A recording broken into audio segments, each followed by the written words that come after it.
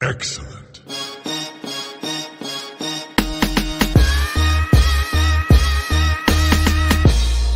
You don't know what you're doing.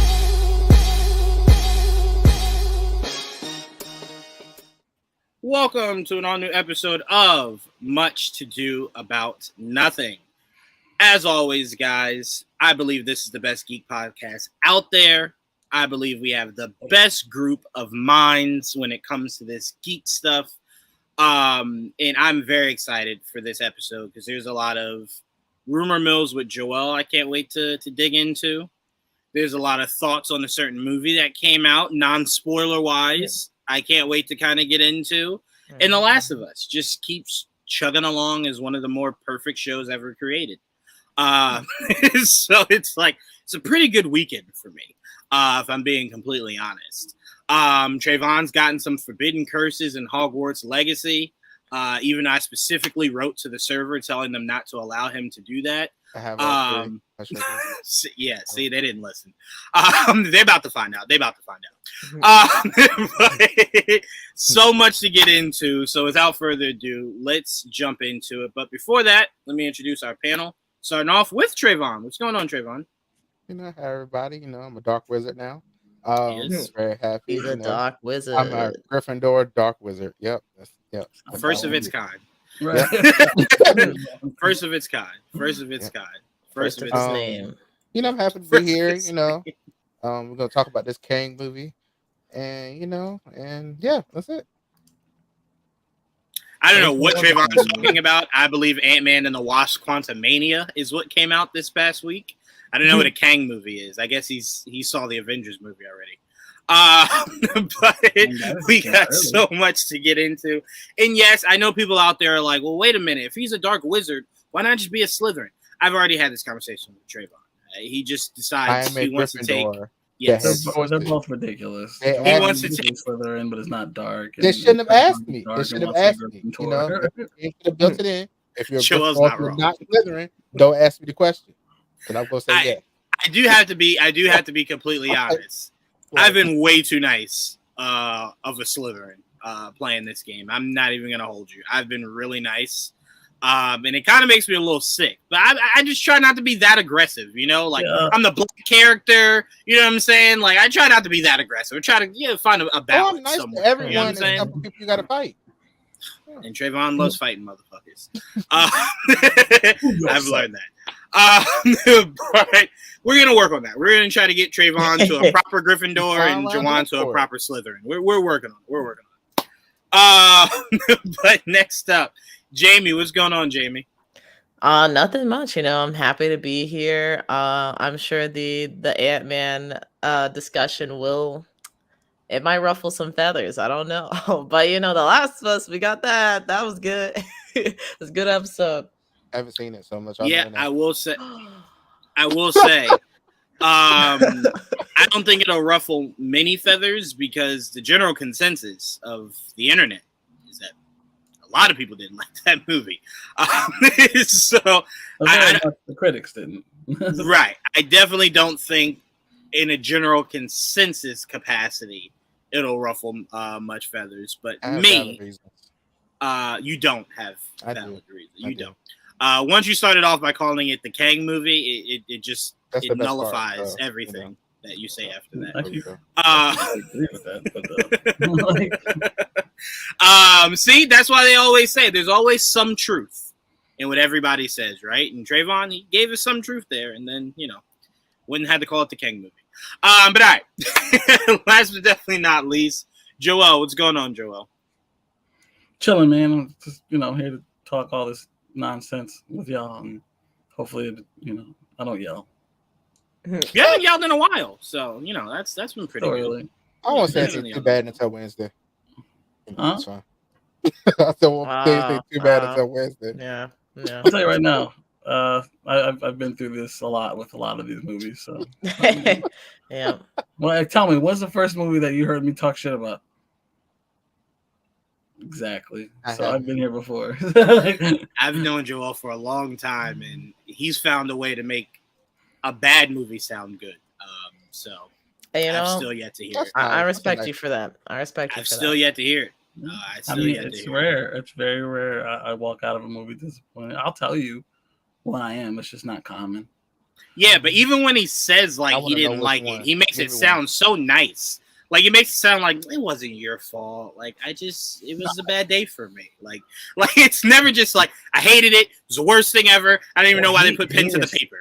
I maybe hate like 3 movies ever. You shoot him up one of them. You shoot him up one of them. Shoot him up is bad. Yeah, shoot him up is pretty bad. You are ridiculous. We're gonna start the show. Enough. I don't want to hear from you. I don't know what that is. It's cinema. It's cinema, Trayvon. It's cinema.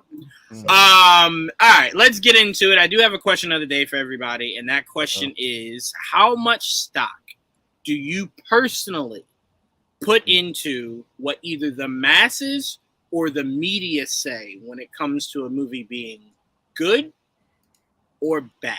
And I ask this because it seems like when someone doesn't like a movie, they use Rotten Tomato to like solidify themselves. Like, look, it's not just me; it's the world, and it's we use it either way. If it's yes, you either weaponize it, or they say like, well, who listens to Rotten Tomatoes anyway, right? Like, who listens? Right. So for me, and that's why it was weird getting into this business that we're in as a critic. I don't listen to critics. I don't have a favorite critic. I don't have a least favorite critic. I just don't listen to critics. I don't. Because for me, I always go back to the story of when Punisher Warzone came out. My dad was still reading newspapers. And he opened the newspaper and they were destroying that movie in the newspaper. I mean, obliterating it. Wow. So we were like, maybe let's not go see it. They made it sound like it was really horrible, like the worst thing ever, right? And I had already thought Thomas Jane's Punisher was fucking god awful. So I'm like, well, if it's worse than that, there's no way. So we said, no, let's just go see it for ourselves. I still believe that's my favorite Punisher to this day. So from that day on, I told myself, I'm not listening to a critic. If I did, I would have never seen this movie. And I think that this movie was perfect. It was beautiful. I thought it was awesome. It encapsulated for me what I thought Punisher should be. So from that,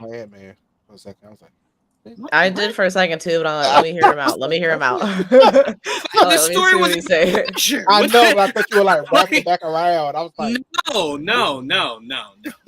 Okay. So for me, I don't put much stock into it because to me, whatever someone else's mindset tells them about something, I don't share that. I'm not twins with anybody, right? So it's like I don't feel the same. So there's no need for me to listen or really put much stock in it because I'm never gonna feel that way. That's how you feel, right? Well, as someone who is a twin with someone, I definitely don't agree with a lot of his opinions. So, right? So always think for yourself. Always. So for me, as I pass this on to you, Trayvon, I personally do not put stock in anything that the media, social media, whatever. I don't listen to it. I really don't. So how about you? What are your thoughts when it comes to that? Do you put stock in it? Like, has a reviewer or someone ever put you off from seeing something that you maybe originally wanted to see? Like, you thought the trailer was good, but like since you follow this person and they said it was horrible, you didn't go see it. Like, do you put stock in that? No, but I will ask people like Dom. I'll see Dom post something in his story, and I'll either DM him or I'll like say something like, "Hey, so what did you really think of this movie?" I know what you said in your caption, but what did you really think? I want to know, like stuff like that. I'll do that, but I'm not like Rotten Tomatoes. I hate looking at it, but you can't help but see it when they're like, if it's good, they'll post it everywhere. If it's bad, they'll post it everywhere. It's in the middle, they don't give a shit. Like, it's nowhere, but they'll post it. They'll like make you see it eventually, if either way. So like Power Rangers is example for me. That was not reviewed well. But I was like, I love this shit, so fuck y'all. So that's how depends on what it is. It honestly just depends on what it is. Ant-Man, I was like, I'm not the biggest Ant-Man fan anyway. I was literally going to see this 4K because I was like, this, That's the only reason I really wanted to see it. And then I saw it. I was like, oh, I got to see that. It was good. He was dead, And the score was terrible. What I saw, I was like, oh, maybe it's bad or who knows? I don't know anymore. I don't know. I just don't trust stuff anymore. I'll just go see it myself. Whatever. It's a super movie. I'm going. Now I will deter me from other stuff, and I will lie. If it's stuff that's not superheroes or not like supernatural related, and they be like, "Oh, it was bad," I was like, "I'll see it later." I'll take that a little bit and under considering for those. So yeah. Yeah, I want to be very clear too, because Dom is one of the best media members out there, right? I'm not saying their opinions don't matter, right? And I'm not saying that you were saying that. That's what I'm saying. No. I just want to be clear. I just, like I said, I don't listen. It has no space in anything Jawan, right? It's just curiosity for me. I just want to see what people think. I'm like, what did you think about it? To me, I'll say what's dangerous for me about that. Before me. I'll say what's dangerous about that, and what I tell my younger siblings is that we're living in a time right now where people just like to be negative. So it's like you could have one of the biggest reviewers say a movie is phenomenal, right? Mm-hmm. And all it takes is somebody right below them to say it's fucking horrible. And then that is what spreads like wildfire, right? You'll even ask some people in the comment section, like, well, what didn't you like about the movie? Oh, I haven't even seen it yet. But you were just saying how horrible it is. What are you basing that off of? Well, because blah, blah, blah said it. Well, wait, what? I think that's what, and didn't Rotten Tomatoes stop people from like reviewing stuff before it was actually out? Like people were like, I think so. Yeah, stuff? I think so. So that's why I always stress to my siblings, like, hey, just see it for yourself. Or if you don't have any interest in it, right? And you're just kind of like listening to people that are like destroying it, cool, I guess. But if you had interest in it, don't let someone's words be what deters you from seeing it. You had interest in it, so go see it. Mm-hmm. Go see it and form your own opinion. I'm just very keen on that's how certain movies die, right? Is that it just takes one person with like 100,000 followers to say this movie's shit, and then no one sees it, and then that movie that's pretty good tanks, right? Go ahead. We got a good example right now. I mean, Howard's Legacy, the way that's been attacked.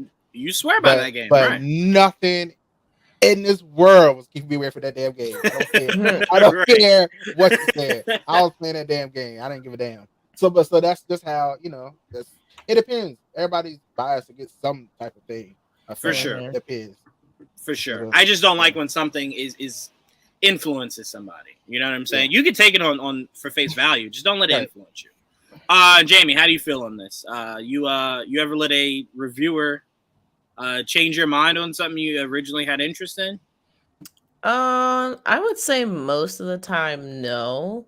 But I think it also depends on the reviewer. Like what you guys are saying, like, somebody like Dom or like somebody within like our group, like I would ask them, like, I asked Trayvon on Saturday. I was like, what did you think? What did you think of Ant-Man? And he was like, oh, it's kind of mixed. I was like, all right. So he probably didn't like it. He probably didn't like it. Yo, by the way, can I say really quickly, Joelle? I noticed that question wasn't thrown our way. She immediately went with where she knew she would connect with. He came to me. I was screaming and he was in my chat. I'm like, oh, well, while you're here, what did you think? What did you think? Because otherwise, I told her. Nobody be coming to us like, hey, what'd you guys think? And we like, hey, we loved it. It's like, okay. Yeah. They don't be coming to us. I'm starting to notice that. Okay, all right. I see y'all out there. Not a Craig for a reason. But even then, I was like, you know what? He didn't like it, but I know there are some things that he hasn't liked in the past that I have liked. And after he said like maybe I don't like Breath of the Wild, I was a little like, whoa, like that's crazy. But no, after we talked about it on stream, I feel like we have things that we can learn from each other, regardless of whether we agree with each other's opinions or not. So I always take it with a grain of salt. I'm like, okay, he has this perspective on these things. I personally am not a huge Ant-Man fan. I feel like he's had some of the weaker movies in the MCU, in my opinion, just based on like, I don't know. I just haven't enjoyed his films as much. Not saying that they're bad, but I haven't enjoyed them as much. So I didn't have high expectations going into it anyway. And then to see like what some people are saying as far as like, oh, I came out of this and like I thought like X, Y, and Z. I'm like, okay, that's interesting. But I don't take it as like, okay, well, this is my opinion now. Like I take it more as like points that I can agree or disagree with like later after I've already seen the film. I'm like, oh, okay, I see what they're saying. I don't agree with X, or oh, okay, they were totally right. I'm like, why? But yeah, I've never let anybody deter me from like media, I guess, unless there's just like so many people saying like, oh my god, this is god awful, in which case I might wait a little while for either like a price drop or maybe like, I don't know, just ease of access to be a little bit better before I decide like, okay, I'll invest some time or money or whatever into X thing. But usually that's not the case. People are usually pretty like so on a lot of things. It's only when people are like really extreme as in like positive or negative, then I'm really like, oh, okay, so maybe there's something going on that I didn't see. But no, I usually don't let people deter me from like seeing anything. I will say this. Yeah, go One ahead, thing I Trevor. will Yeah, say, go ahead. I'm the way about. So if it's not super related, I don't like leaving my house anyway. So as soon as I see something bad about a movie, I'm like, all right, back on. That's my fair. thought process. That's fair. So Yeah. I will say this. I will say this as I pass it to you, Joel, to end this out. Just to kind of give you guys a closer look as to why I feel the way I feel about certain aggregators like Rotten Tomatoes. I saw somebody saying something like Eternals and Quantumania were like the lowest rated MCU movies to date. I saw that. I want to remind you guys that means it was rated lower than Thor Dark World. I don't think any of us can agree that either one of those movies were worse than Thor Dark World. I've seen some letter about the list that really I've been questioning people. Lately. So for me, I'm kind of just like, all right, look, if you didn't like the two movies, not here to sway you either way, right? Marvel doesn't pay me. But if you can look me in my eye and tell me you enjoyed Thor Dark World more than you did the Eternals or Quantumania, I question a lot about you as a person. I do. I just do. I do. I don't lose respect or anything. I love you the same, but I have questions that I don't think you could even ever answer. Right? I look at you different. That's just how it going is. further would be under review. Right? I like if you came out of a movie telling me you loved it, I would question that shit. Like, oh, I loved it too, but hold on. Did I? If you loved it, wait a minute. Like, you love Thor Dark World. So it's like, wait a minute, you know? So for me, that's why I'm saying it's not the law. It's not, you know what I'm saying? It's not, well, I mean, for some people it might be. But for me, just knowing that someone left Eternals and went, this shit wasn't better than Thor Dark World. It lets me know where the mistakes could be made in this aggregator thing, you know? Yeah. But Joel, your thoughts on that? Your thoughts on, because I know no one's ever swayed you, so I want to ask you that. But how much stock do you put in something like a Rotten Tomatoes and stuff like that? I used to take stock in it a lot, but considering I disagreed most of the time, I stopped. It was one of those things where I just looked at it just so I had to feel better about the movie as a whole, because my opinion is just my opinion. It's everyone else's opinion I'm more worried about, like, because I hate the arguments, just the constant arguments that I'm like, all right, well, this is gonna be a fight, and this one's not gonna be a fight. That's all. It's really what it comes down to. Because I'm usually somewhere in the middle, and like either I like it or I don't. But it's very rare that I really don't like something. You gotta be pretty fucking bad for me to say I didn't like the movie or I didn't come out at least in having fun. Because to me, I go to the movies, I watch the movies different than most people. Like I'll go into it and I kind of put myself in the movie a lot of the time. Like it's like a ride for me almost, like it's an experience. So if something takes me out of it, then it might be something like, well, that was fucking weird. I don't know if I could, you know. But that's why I think I just view it differently. So for me, the Rotten Tomatoes especially is one of those things where I'll never agree with them, because it's so many critics definitely look at movies differently and on a different type of spectrum and weigh things differently. They look at things differently. They only know so much about certain things about it. Like the Ant-Man franchise in general, I've enjoyed those movies. 1, 2, and now 3. I've enjoyed all 3 of them. It's the lighter side of the MCU. It's more comedic. It's but I've enjoyed the adaptation of their version of Ant-Man because I've always wondered what Ant-Man would have like in live action since I was a kid, and there's like they, to me, in my opinion, have done a good job of adapting the look of Ant-Man, like what they can do with it, what his powers, growing and shrinking, the use of ants, like especially in the first movie, I was so creative. I was like, that's so cool. But and like him flying on ants, I love that. Like in this movie, when like, without spoiling it, the way they use certain ants and the way I just love that just as a fan of that. Right. It's different. So yeah, I'll never this Rotten Tomatoes will never sway my decision because I think differently than like movie critics do. I'll take someone's opinion for sure. Like Dom, I've gone to Dom before. If Dom says it's good, I feel more comfortable with it. You know what I mean? Mm-hmm. But I mean, like I said, like most of the time, you guys will shit on shit, and I'm the other side of that. So it's like, you know what I mean? Yeah. Yeah, I did. I love the point you made because I completely agree with that. To me, there's certain things I personally look for superhero movies specifically if I know the character to have, right? Mm-hmm. So as long as you do that, I could consider that a win. Forget if the script was bad. Forget if I didn't like the whole third act. If you did certain shit that I thought was just necessary, like you needed to have that in it, I could. I told you before, Joel. She-Venom being in Venom was a win for me. I don't care how bad someone believes that movie was. I never thought I'd see the day. I never thought I would ever see some crazy shit like that. And it happened. That was enough for me. That was enough for me to leave that theater and go, I didn't hate it. Right?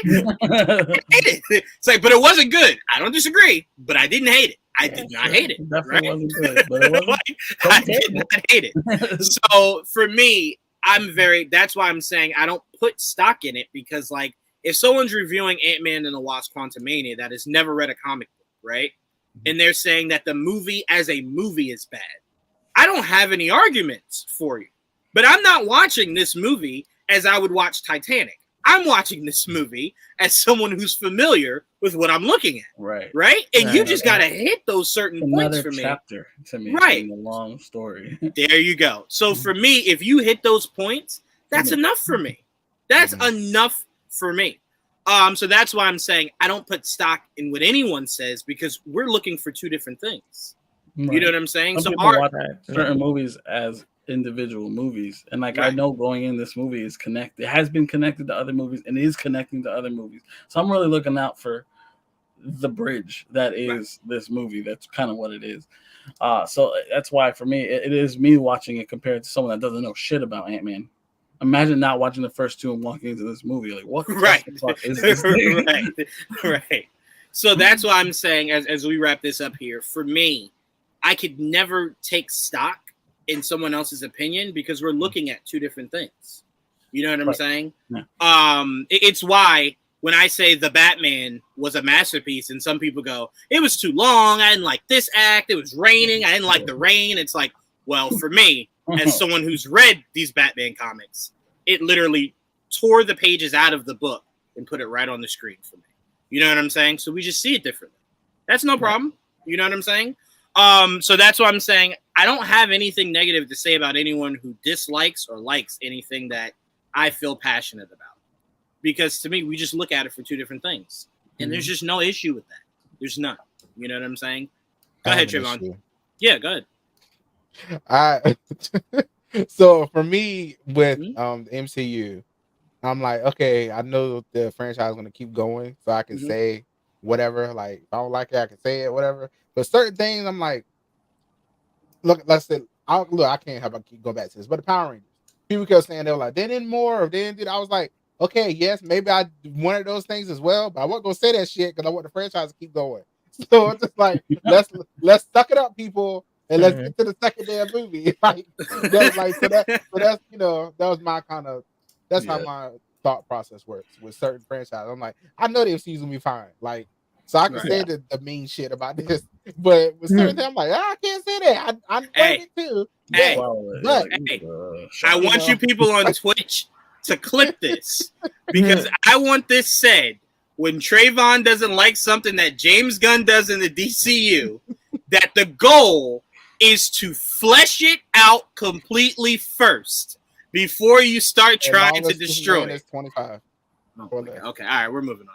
I'm just saying, he better be young. That's all I'm saying. Right. I'm also just saying he came out and said, I never told you guys that he would be, but okay. He said, All right. He said young. He said younger than 40. That's what he said. He didn't say that. He said young. Younger is what he said. No. And mathematically, as long as the actor No, is indeed younger than Henry Cavill, it counts for me. It counts. Counts for me. Those numbers add up. That sounds younger. All right, let's get into The Last of Us. All right.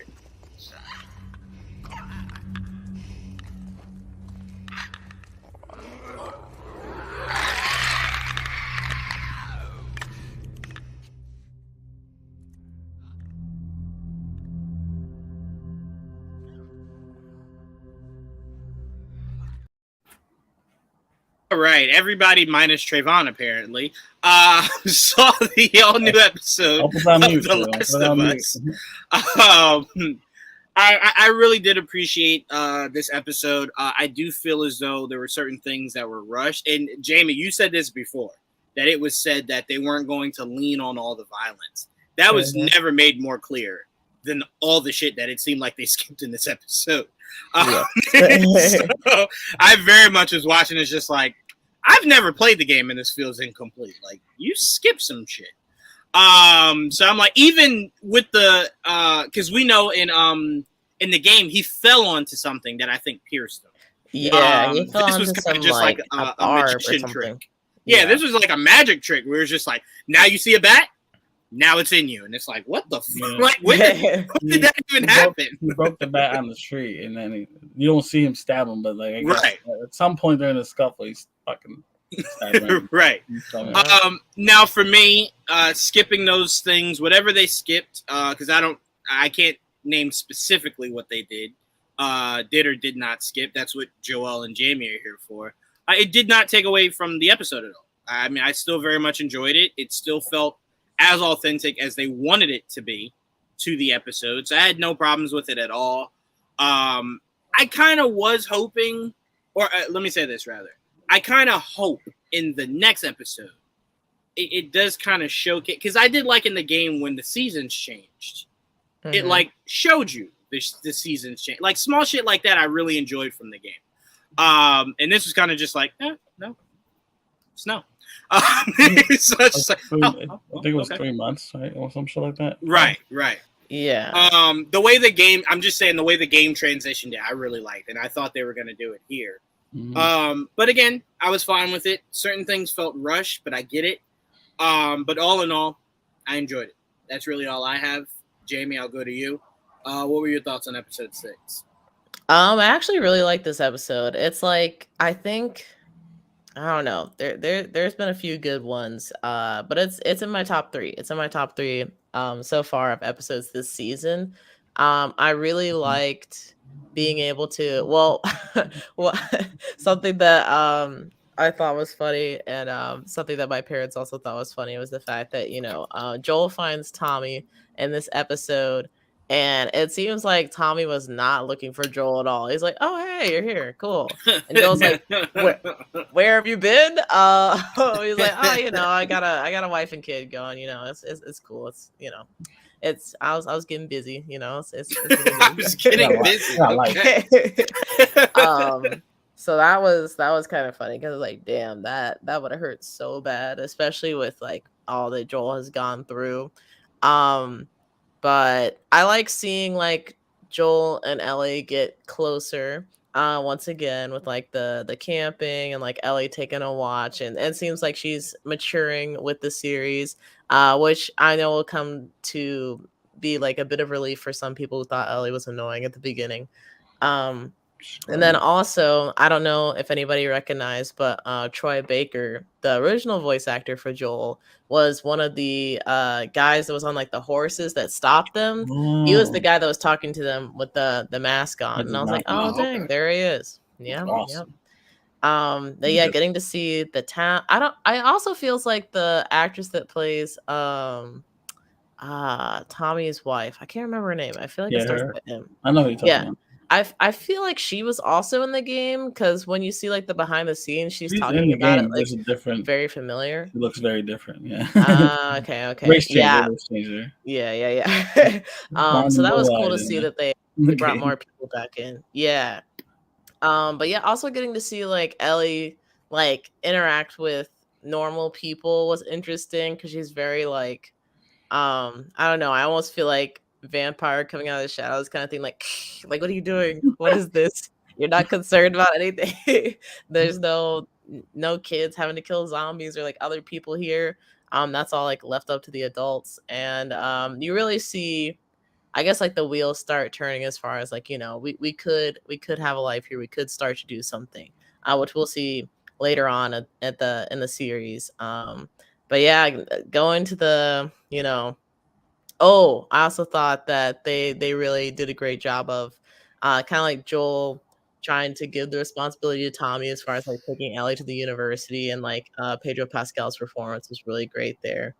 And then getting to the university, that was much, much different than it played out in the game. Really just like a lot of the violent parts were the things that were mostly taken out except for like that ending encounter. And for me, I honestly thought that it was fine. I wasn't super upset with the changes. Now, also, someone being kind of far removed from The Last of Us, maybe there are some more significant things in there that I don't remember happening at the university section, but it definitely does feel like, they came there and like nothing really happened, and then they were getting ready to leave, and then all of a sudden it's like these guys are there. So I definitely would have liked to see something more happen with the university, but I'm kind of okay with it as it is. And then ending on the cliffhanger of Joel passing out off the horse, and having like Ellie's reaction and her like saying to him, if she hasn't said it to him already out loud, like don't leave me, like if you die I'm gonna be alone and I can't do this alone. Right. That was also it was like a lot of emotional moments in this episode, and I think they were all done really well. And I think there'll definitely be some more next week with like going deeper into Ellie's story. But yeah, I thought this was a pretty well done episode. I know the university part was pretty controversial for people, but I was cool with it. Yeah, as I pass it to you, Joel, I think, Jamie, for me, the biggest thing that was changed a little bit, not drastically, only a little bit, was because I thought it was so important to the progression of Ellie's character. I kind of would have preferred if it was the gang of them shooting at Joel and Ellie while inside the university. Because, Joel, you remember Ellie had to shoot back because Joel was, trying to not bleed out in the moment. So Ellie was shooting these guys, trying to take these guys out. I think Joel got like a shot out while he was like laying on the ground. You see them when he looks outside and sees them in the game. There's a whole shootout inside. Right. That he falls inside something. He falls on something inside there. Right. I forgot what it was exactly, but it was like a barb or something inside some concrete. He falls right on that shit. I was like, oh my! I remember in the game, like, oh my, what the. I thought they killed him. Right. Yeah. I think the first time I saw it, I thought it was like a death scene, like somebody had done something wrong, and I was like, oh man, you gotta start the part over. But then it kept going, and I was like, oh no. This is crazy. Because now at that point is like from there on, not there on, but in the game now your takeover. Now Ellie takes over as the main protagonist because now he's obviously he's hurt, as you'll see later. What happens afterwards, but this episode that was probably the biggest. This episode had a lot of different differences from the game, but also kept a lot from the game. Like key moments from the game, you can definitely like mirror each other, right? Like the conversation in the house and the monkeys. Yeah, a whole bunch of the monkeys, right? There's a lot of different things that they took like it's a mirror image almost. But there's a lot of changes, like that couple they ran into in the cabin. Oh my god! How did I not mention the couple? The couple was hilarious. I love them. They need to come back. The wife, like, yeah. He's like, Venom soup. She's like, yeah. They were great. That wasn't in the game. No. But yeah, they get to, and then the whole conversation with that new people, they were at the gate already when that happened in the game. They show you the plant, like the electric plant in the show, but you actually get to go in it and all that. There's a whole scene, there's a whole thing that goes on there in the game. They skip that. You just kind of like go right past it. The whole conversation with Tommy is completely different. Because it's like I didn't even think he was gonna ask him the way it started, and then eventually he got to it. I'm like, oh shit! So he really did ask him, because in the beginning he was like, oh, I just want you to come with me. I thought he was gonna ask for help. That's how it kind of set it up, and then later on you find out he's really trying to. But and the reason's different, because in the game that's at the point where he's like, she's still cargo, like, you know, she's like, this is what I have to do. I gotta separate. Like, I'm getting too attached. It's like, just take her. And now he's just scared that he can't protect her. So that, to me, the difference, that's another big difference from the game. But they still pulled it off and did basically the same thing, right? She in the game, she kind of runs away with a horse into a house or some shit. Yep. That's when they have the conversation in the game. That's also very much changed. Like, he goes there at night and tells her, and they have a fight, and then later on in the morning time, it's basically the same thing. And then he goes to him and tells him, like, I'll do it. Like, basically it's between him and Tommy, not really. And then the you deserve a choice thing, that's kind of new too. But don't forget also, when she ran away and Joel went there and they had that conversation, that house was attacked. Yeah. That was another action scene. I just forget exactly what happened. And Tommy's camp was attacked too. I don't remember. Tommy, because remember, Tommy's camp was attacked because when they were arguing in the office, you started hearing shots. So then Tommy runs to go make sure his wife is okay, and she's hiding in like an office with Ellie. And she's like, they're trying to steal our shit. And you gotta clear that out. And then I think like right after you clear that out is when you have the conversation when Tommy tells his wife, like, hey, I gotta go help. Yeah, he tells her. Joel. And then she gets mad and yells at Joel. Right. Remember that too. Right. Yep. I do remember that. And then the ending is obviously different. Like, when he decides to take her, they go to the university, and there's a whole gunfight inside, which I wish we kind of got that. They kind of went right over that. Because I'm not looking for some John Wick action or anything, but there's more gunfighting in the sequels. I just think it's important to Ellie's progression, because the more you show her shooting a gun, these points matter, because it just shows her getting more and more comfortable. Because if you just show me randomly, she just pulls out the gun like 007 and she's just like sniping motherfuckers in the head, and it's like, well, that makes no sense. They started that progress here with him showing her how to snipe a rifle. Right. That was her the beginning process, because when you get to the next part of it, she has to basically hunt. Right. For her, like, to feed them and shit. Like, you'll get there. What was it? Yeah, so that whole thing is different. They get out and like they have one conversation with the dude, and obviously he gets, instead of falling on something, he gets stabbed with the bat, or the end of the bat. Hey.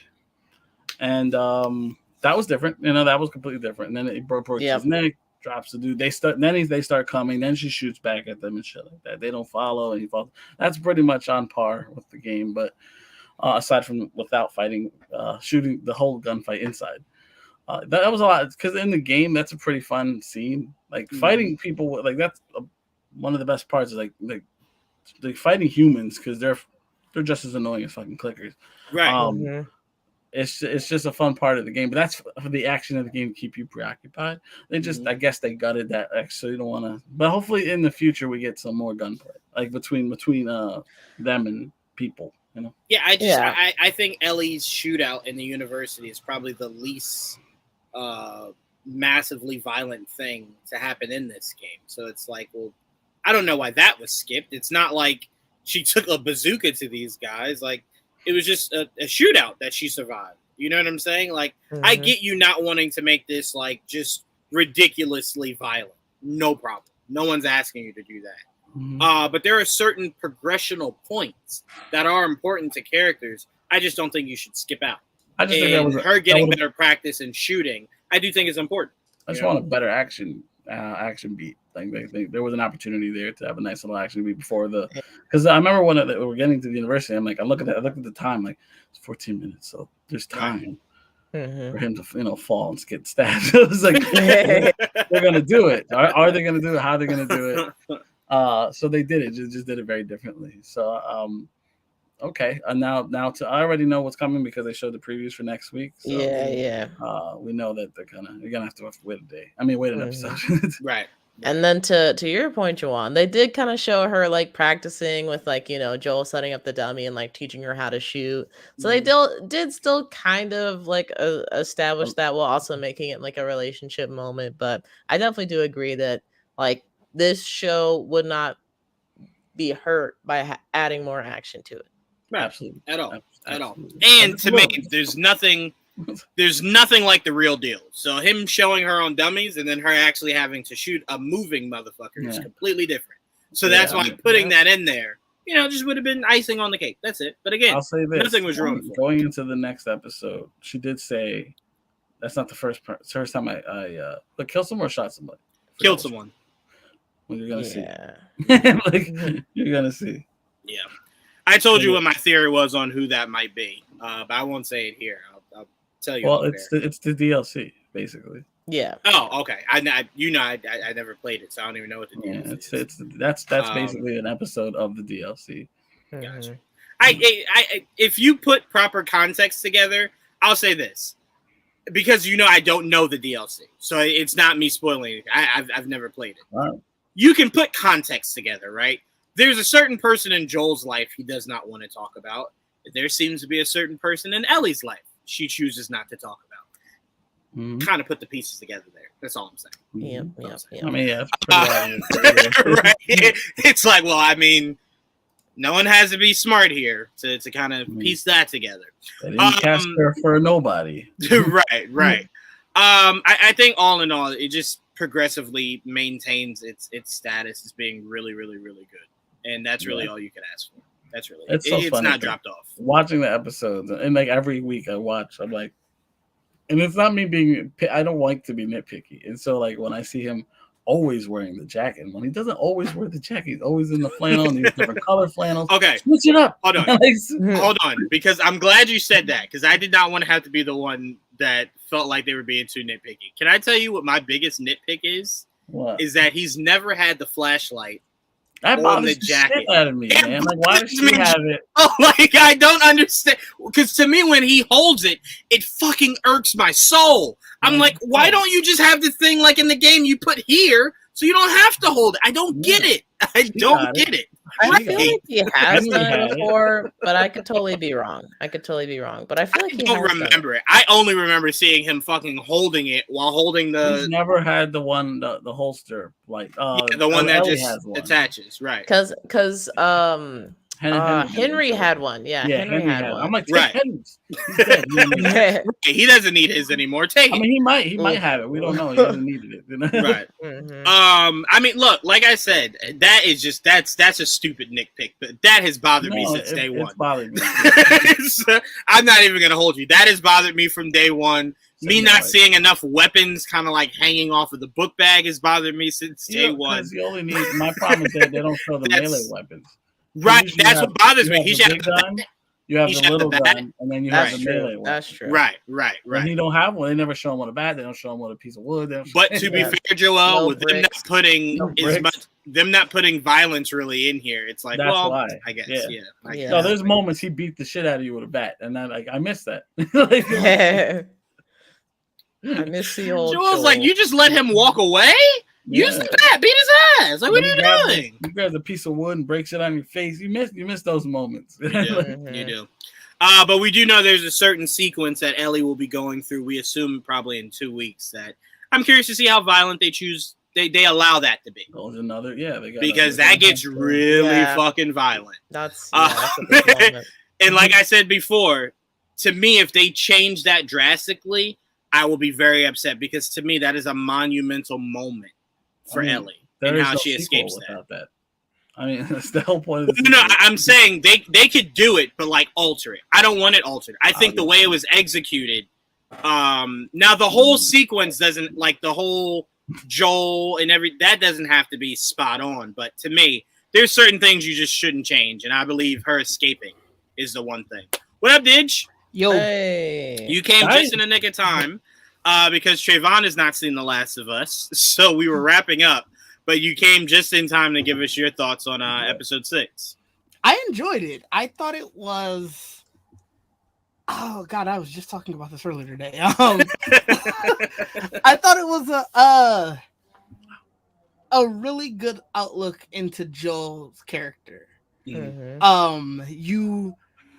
You sort of he played the stoic character pretty much all season, and he got in front of his brother, and after their initial how do you say, I guess their initial just tension, because Mhm. I'm not gonna lie, and as I had said it earlier, I still think Tommy is kind of fucked up to just not even try to say anything for his brother. Mhm.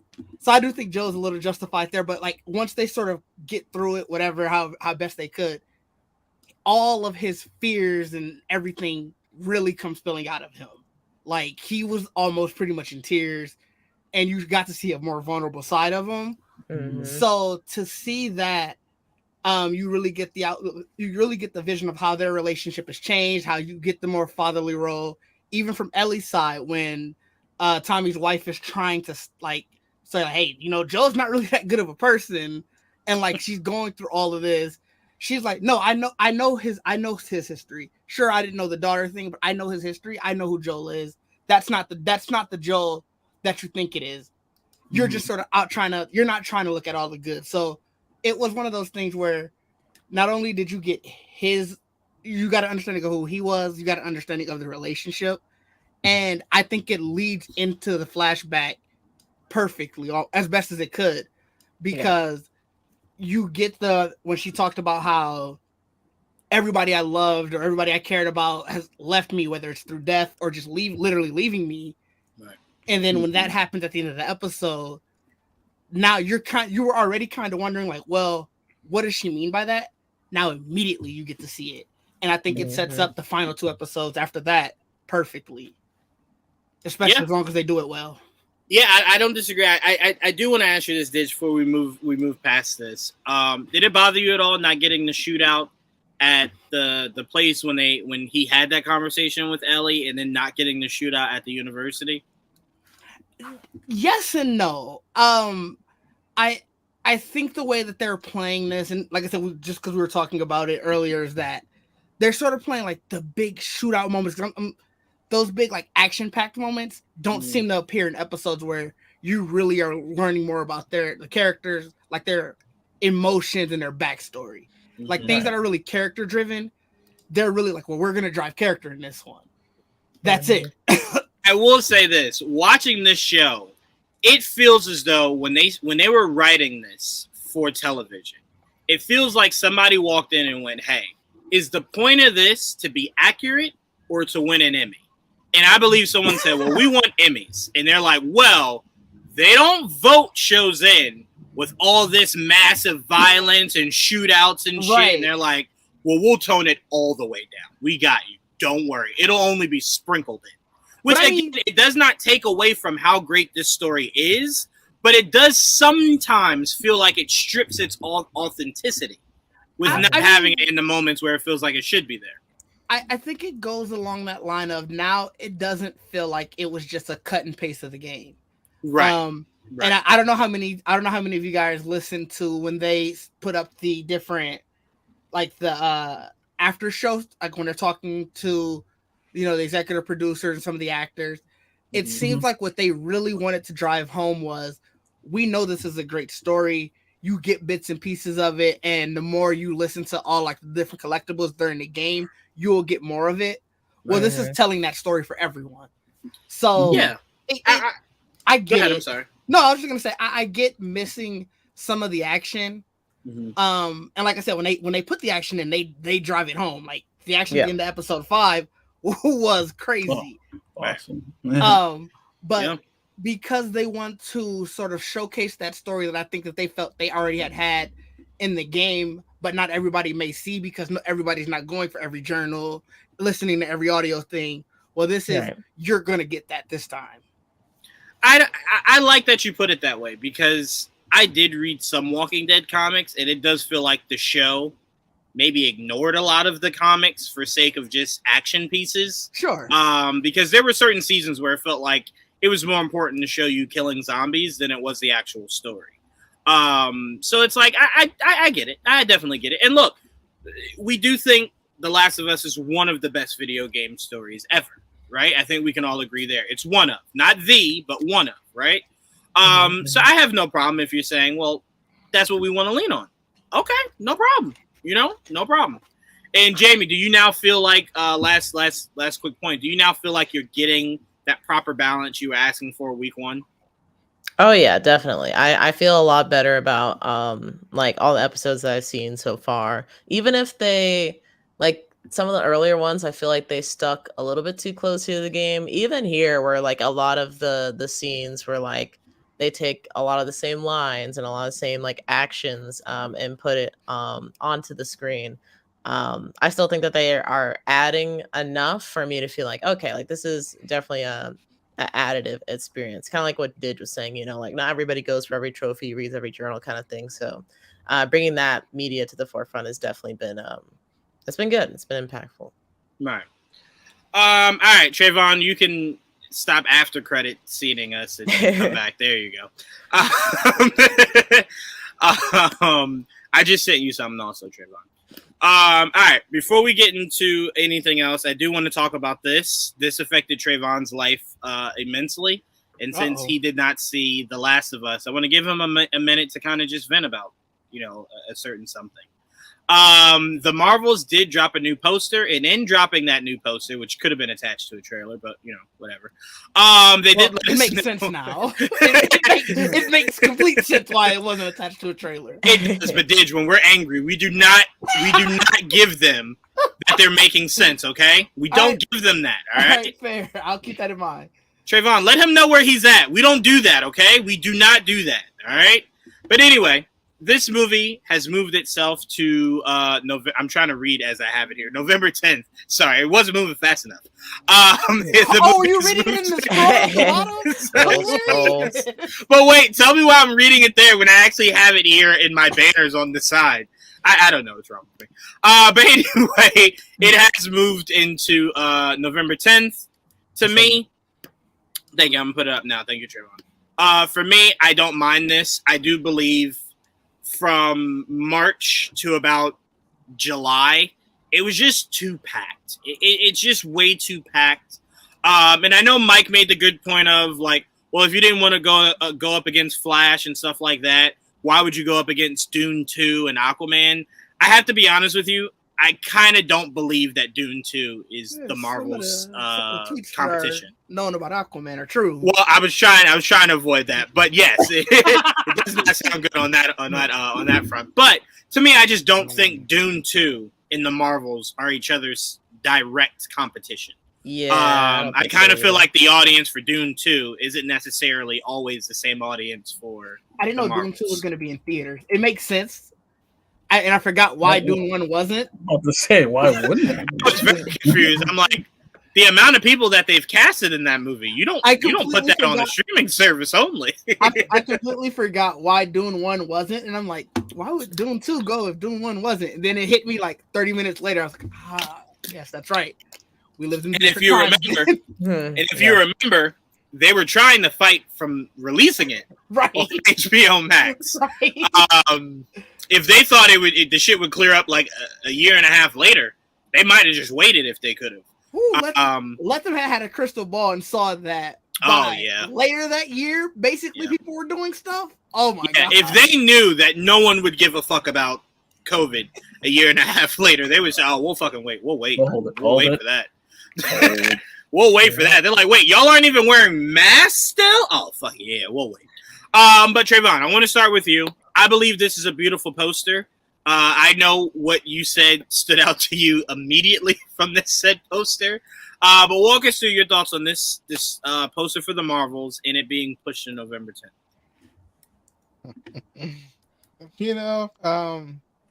The The poster's beautiful. I'll start there. Let's start positive. The poster's beautiful. You know, I am trying. Let's see. So I love that Monica's up there. That means she will have her super suit, and I assume she will be flying. From based on what I see right here. That's great. Now let's get to the bad part. This is bullshit. She's just standing there. Hold on. You didn't even stay on the positive long. Because there's not much positive here for me. We had to get to the real. Okay, so, I'm sorry. Continue. I'm sorry. That's the positive things. The poster's nice. She's in the sky. Boom. Okay. The rest of it, pissed. So I was like, you moved it. Isn't this the second time in the move? If I'm not mistaken. Yeah. Like, well, hold on, time out. There was a reason the first time they were not finished because it was supposed to come out before Quantumania, but they were not close to being done with all the VFX and everything that they were doing. I think they also had reshoots not a whole long time ago. So I think a lot of things just piled up, so they kind of just pushed it. It wasn't like it was completely done and they were just like, we don't feel confident in it, let's push it. They were still working on it. They were still finalizing a lot. So it was pushed to June or July when it originally was supposed to come out. And then just one more push. One more little push. Little push? No. Yeah, one more little push. No, it's not little. But, it's fine. It's because Dune and Aquaman are definitely not competition to this. So good luck to those movies. This will be the best one. See, when you say it like that, you make me have to then come and defend Dune too.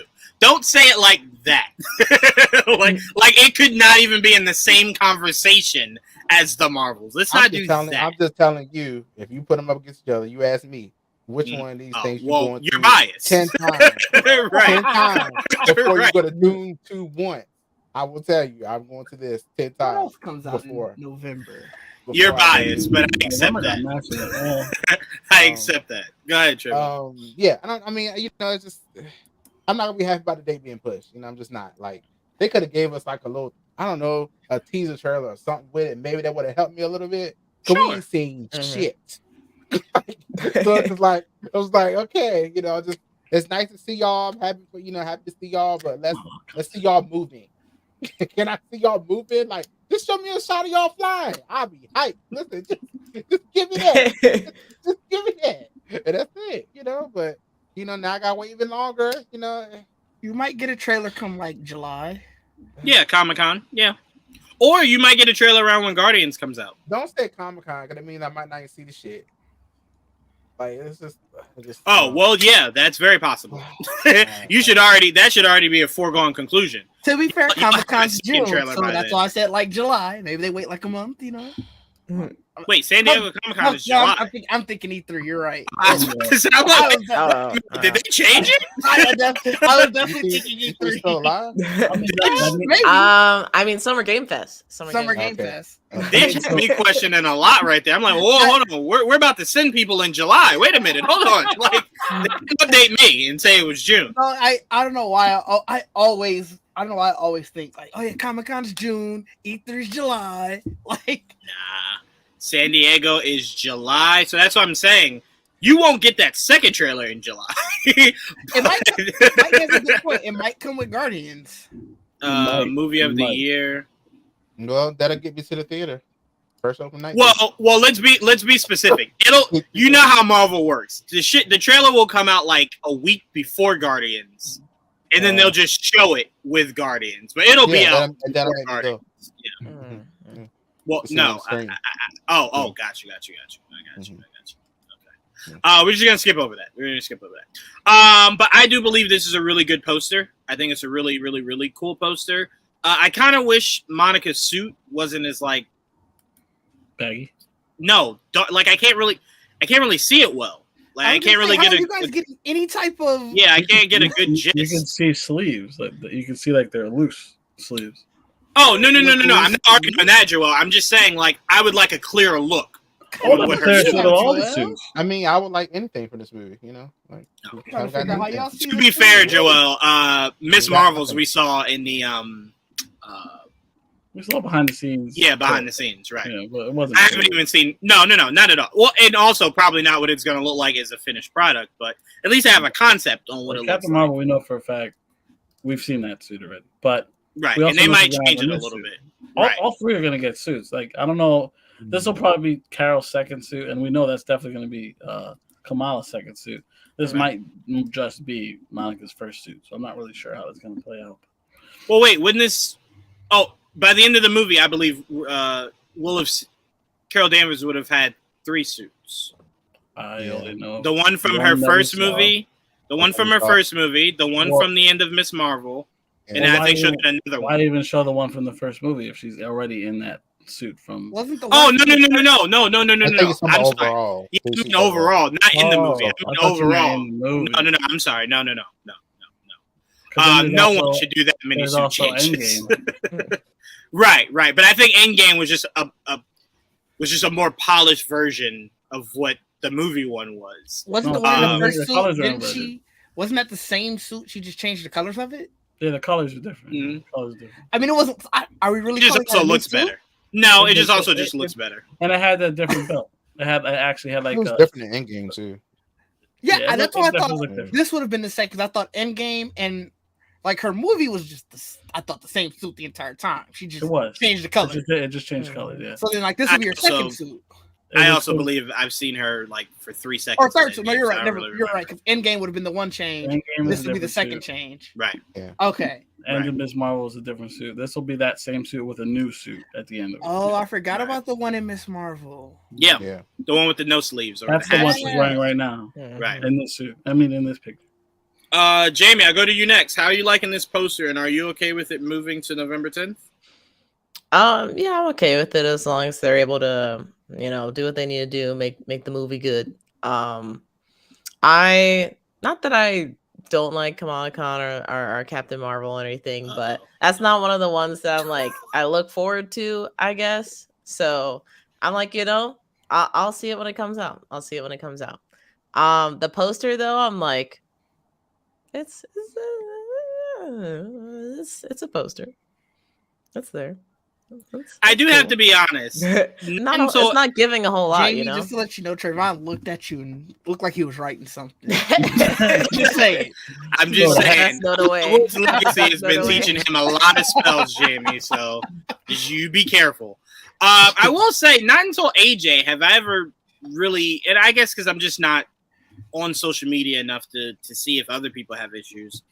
AJ was the first person I've ever really heard that had like a massive issue with a lot of the Marvel posters. Yeah, I don't really put stock in any of them, like in any of them. To me, posters just they don't really do anything for me besides give me a clearer look on the suits.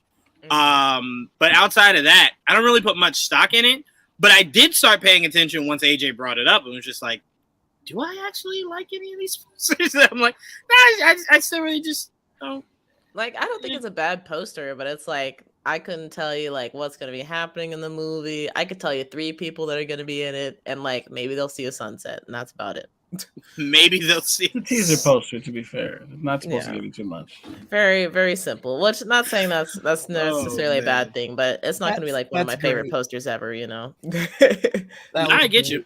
No, I only brought that up, Jamie. I didn't bring that up in like defense to what you were saying. I only brought it up because I'm like, I don't think I've ever seen a poster that has ever like excited me for the movie. Like I said, to me, if it's not a superhero movie, I don't give a fuck about a poster, period. But if it is a superhero movie, I usually only care because like it just gives me a better look at your suit. And that's really all I'm looking for. Is like, okay, all right, I see where you did the details here and here. Okay, no problem. But for me, that's really it. That's really all. So I not have even on like, posters. weren't you hype about the Batman poster though? Well, I'm going to be honest with you. I was happy about everything the Batman. So that's that's less to do about the poster and more Did to we do have about a whole you subject could be about the giving me a Spider-Verse sticker. poster? I feel like we went on like a good 30 Oh, we did minutes talk about the about Spider-Verse the poster. Spider-Verse That's right. poster. We That did was a talk nice about poster. it. What was I vocal about? I don't remember it at all. Was I I feel vocal like about we the all poster? were. I don't remember it. I Because might they had have a lot said, of I might have said different- it looked really good. It had a lot of cool Um, characters. I was looking at see who's in it. Right. I'm just the point I'm making, Didge, is just that to me, I don't think a poster could ever do anything negatively. You know what I'm saying? Like I Oh, don't no, think I there's disagree with such that. thing as like a bad poster. I don't know. Like I know for one, AJ hates the putting 8 floating heads in a poster. Fucking despises it. for me, I'm just like, well, how else are you gonna fit 9 million people in the one poster, AJ? There's like 500 names in this shit. You gotta float the heads. How else you gonna put them in there? You gotta float the heads, dog. The heads gotta be floated. They just got to. But all right, Didge, your thoughts on this poster and it being pushed to November 10th? And remember, Trayvon is still writing. So fair. Quickly before you to your statement of you've never seen a poster that you think can do bad for a film, do yourself a favor and look up the Overseas 12 Years a Slave poster. Oh God! When you get a chance, just get a chance to take, just feel what that is. Look at it, and it's interesting.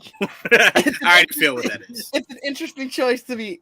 No, it's not. It's not what you think. It's not bad in that sense, but it's an interesting choice for them to have. But I like the poster. It's very minimalist. For it to be a teaser poster, it's clean. Cool. Yeah, it's definitely clean. I guess it gets the job done. It tells you like, look, these are the Marvels. Yeah. It tells you the date. Right to the point. This better not be the one that they end with. Like, and I don't think they will. But for a teaser poster, it's like, all right, sure. Yeah, I just like I said, I think, and Mike saying, I guess I have that poster, that Ant-Man poster in my head. I know exactly what you're talking about. I don't know. I'd have to say if I had to pick a favorite poster in the MCU, I don't think anything tops the Infinity War poster. But I'm biased. I also don't think there's ever been a movie better than Infinity War in the MCU. So for me, I just think I bundled that up. It's just one massive bias. I'll admit it. I'll completely admit that. If I'm taking my bias out, that No Way Home poster was pretty fucking sick. I think it was the oh my God, I almost said the wrong word. The International. The International. What were you about to say? Say interracial. I thought that's it. Yep. I was like, there's only one word. Yeah, that's fair. International poster that they did, I thought was really fucking well done. For No Way Home? Yeah, for No Way Home. For No Way Home. Where you see his back? Yes. It's raining? Yep. Yeah, because that was one of my favorite shots of the movie. Yeah. Is when you get them. Unfortunately. Yeah. So for me, I think if I'm not biased, that's my all-time favorite MCU poster. I know I like it when I have it as my wallpaper. Well, I got a question that may seem dumb. No dumb questions here. Why are international posters different? Why don't they just change the name? Different audience, honestly. Different market, I guess. Different market. It's weird. Well, to be fair, I don't think a lot of things. I don't think you have to sell us as hard as you might have to sell other parts of the world. So maybe like everything that you promote has the hit, as opposed to here is just like, think about it. Trayvon said he was sufficient enough with just one person flying in this fucking poster. He was sold. So I'm like, for us here, it's just like, it doesn't take much. But over there, you might have to do some sick ass, super creative shit. You know what I'm saying? Or, remove people or stuff. Well, that too. That too. That's the thing with the 12 Years a Slave. Let's see if she stay at the top. Let's see. And the international, yeah. I don't know. It's gonna be that light. It's gonna be that light behind her. Yeah, that's awesome. It's gonna be bright ass light up there.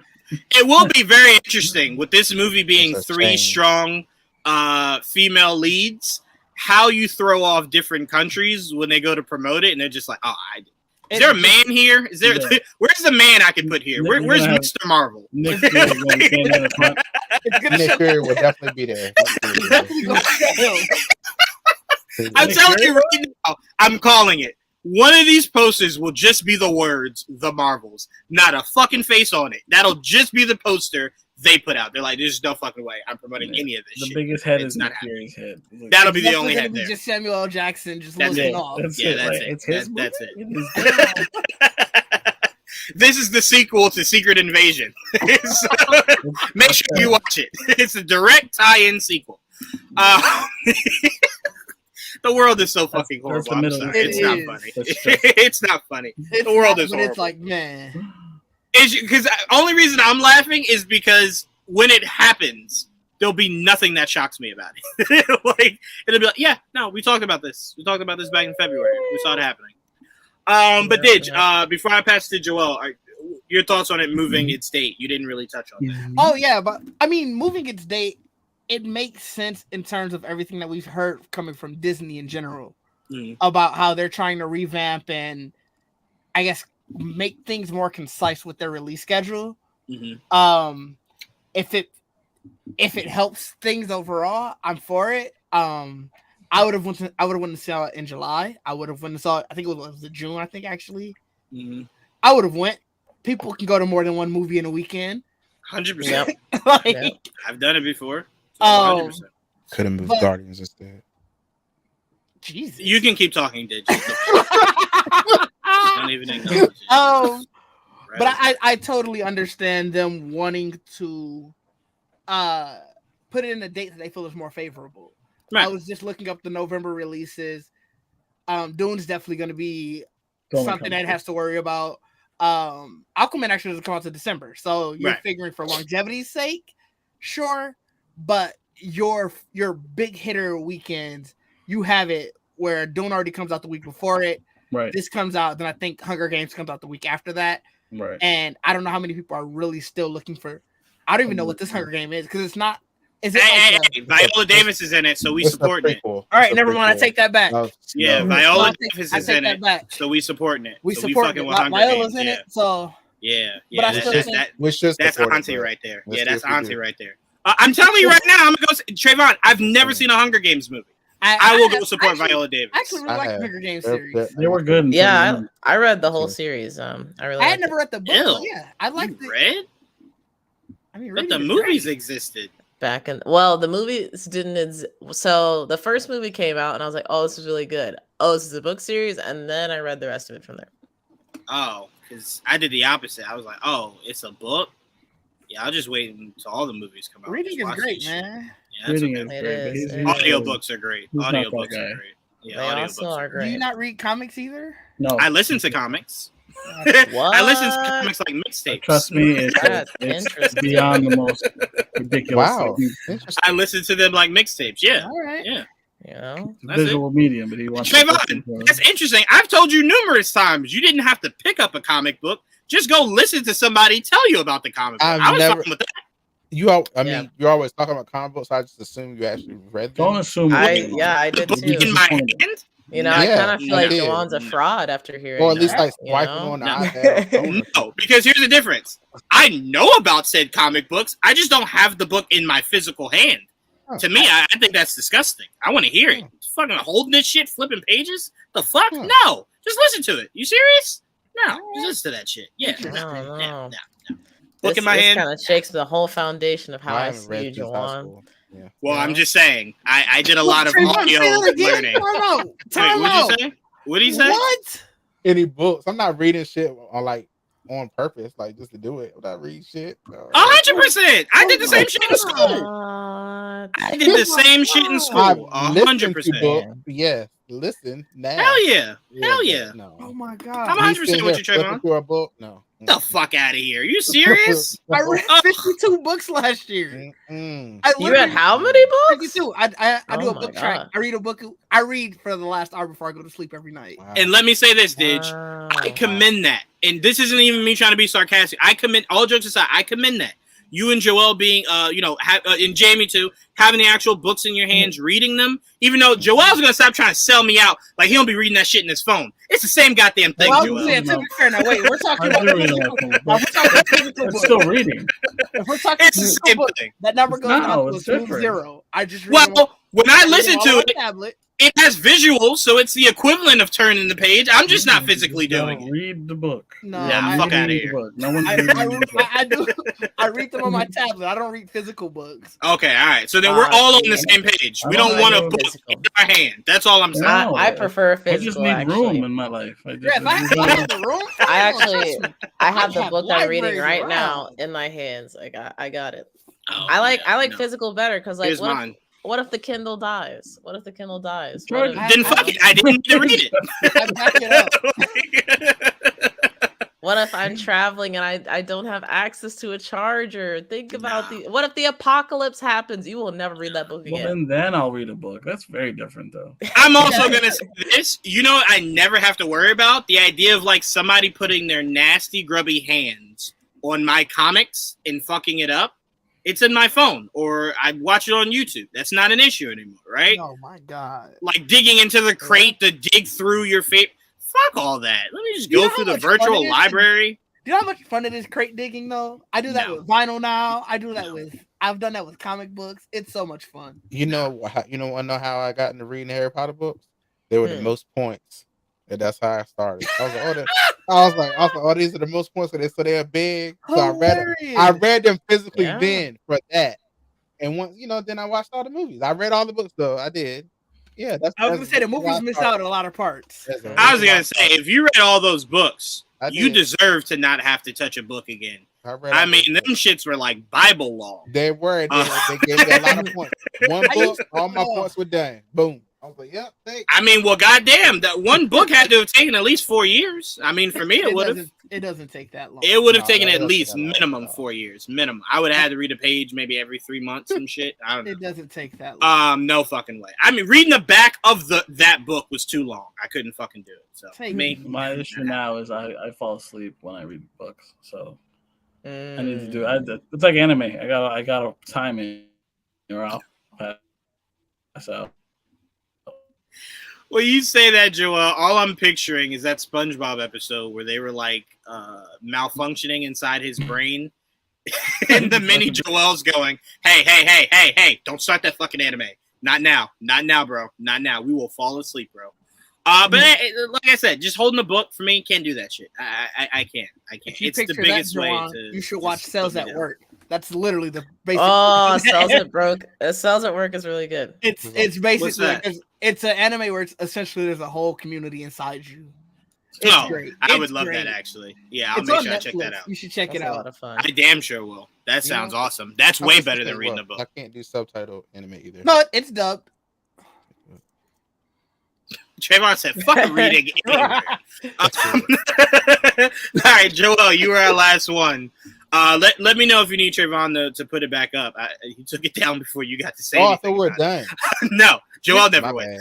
Your thoughts on the poster, Joel. Your thoughts on the poster and then it moving to November 10th. It's disappointing that it moved because obviously you want to see it sooner rather than later, especially and now that might hold back the trailer. I mean, you kind of want to see anything sooner rather than later, right? So that part sucks. But I think it helps spread it out.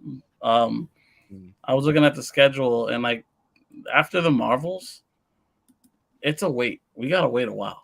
Like it's and before it was in July. The next movie MCU movie is Captain America that comes out next May. So now there's less of a wait. So I kind of appreciate giving us some space, like somewhere something in the middle, so that hold us off a little more. Because waiting from July to like next May that would have sucked. Yeah, especially with there not being a bunch of shows in between to kind of fill the. Yeah, and now there's less. That's what I was about to say. They haven't given us any dates for that stuff yet. Y'all can blame Mike. I'm telling you, life has not been the same over there for Kevin Feige in the MCU since Mike said, "I'm done with all this homework." Now you got Kevin Feige talking about we're gonna space the shows differently and better, and maybe rejigger some things. And it's I like don't know if we would say Mike done fucked as much it up. as It's Mike. As much as the old CEO is back. Nah, it's Mike.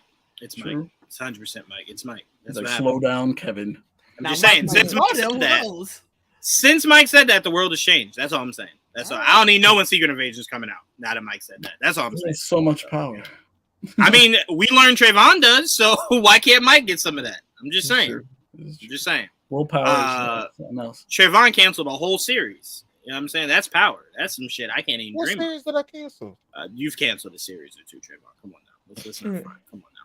All right, let's move on. Mayfair, which is the canceled. You know what's so crazy, Trayvon? I saw a clip of Wizards of Waverly plays, and I'm like, this shit got more magic than Mayfair Witches. Sure does. I'm like, God damn. They did a spell a minute in that show. Hey, I don't know what the fuck they doing to make her Daddario. lose. Not too much on her. Hey, well, unless she writing this shit, she shouldn't take it personal. So, we not saying she bad. We saying you not doing no witch shit is bad. The show's bad.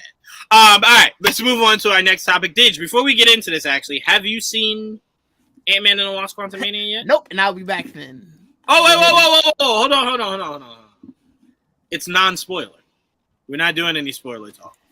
No Okay? spoiler talk. No spoiler talk. No That's spoiler Wednesday. talk. No spoiler talk. Mhm. So now that we have Didge here, keep it even more condensed than even we were gonna do before. Trayvon, you got what I sent you? Okay, perfect. It just popped up. All right. So my immediate thoughts for this, I had fun. Kang is gonna be awesome going forward. Can't wait to see how they utilize him throughout the minutia of the MCU going forward. I still kind of feel like this team maybe needs to condense, if I'm being honest. But overall, I had fun. I had a lot of fun. So that's where I'm keeping it at. Jamie, your initial thoughts. It was aggressively okay. I would Why did honestly you say it like that? Aggressively okay? aggressively okay. What does that Aggressively. even mean? It's like, how you say like something like, oh, it was okay, it was cool. I feel like that's like a a 50%, maybe a 55. This was like 45, maybe 40%. I liked it. I don't know. Not saying it was bad, but it was like, if I had waited and saw this on Disney Plus, I don't feel like I would have lost anything. I'm not gonna lie. Oh, yeah, no, I can't do that with any movie. Because to me, if I watch you on Disney Plus, I can't properly critique you. I need you on the biggest screen possible, so I see everything of everything, and then I can grade you better. Watching it just on TV, I don't know. I wouldn't fairly be able to. It goes against my own code. I couldn't do that. Yeah, I couldn't do that. It'd be too difficult. I respect y'all for that, but this one, I'm like, Jamie said, "Fuck what y'all talking about." I'm like, would've if you stayed really don't feel like you're gonna enjoy this one and you'd rather be safe than sorry, then that never had Disney that. Plus it'll be an option. And like, So you're saying maybe we should all get together as a group and do that for the Marvels?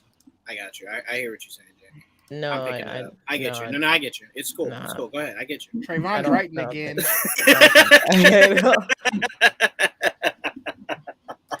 No. It's So, fine. okay. I don't care if y'all hate it. I'm gonna love the damn shit. Can't wait. All right. I'm one of the bigger supporters of the first Captain Marvel. I know a lot of people didn't like that either, and I did. So, I was but very love much it. in the middle of that. I was very much where it's like people that were like, "Hey, I like that." I'm like, "I get it." People that are like, "Hey, I didn't." I'm like, "I get it. I do. I get you. I get both sides. I understand." Even with that being said, I don't think it was a bad movie. I don't think it was a waste of my time, which I feel like is my true scale of things. Was this a waste of time? No, I don't think it was a waste of time. I think the end credit scenes definitely made it worth it for me because I'm like, oh, those are things I can look forward to in the future.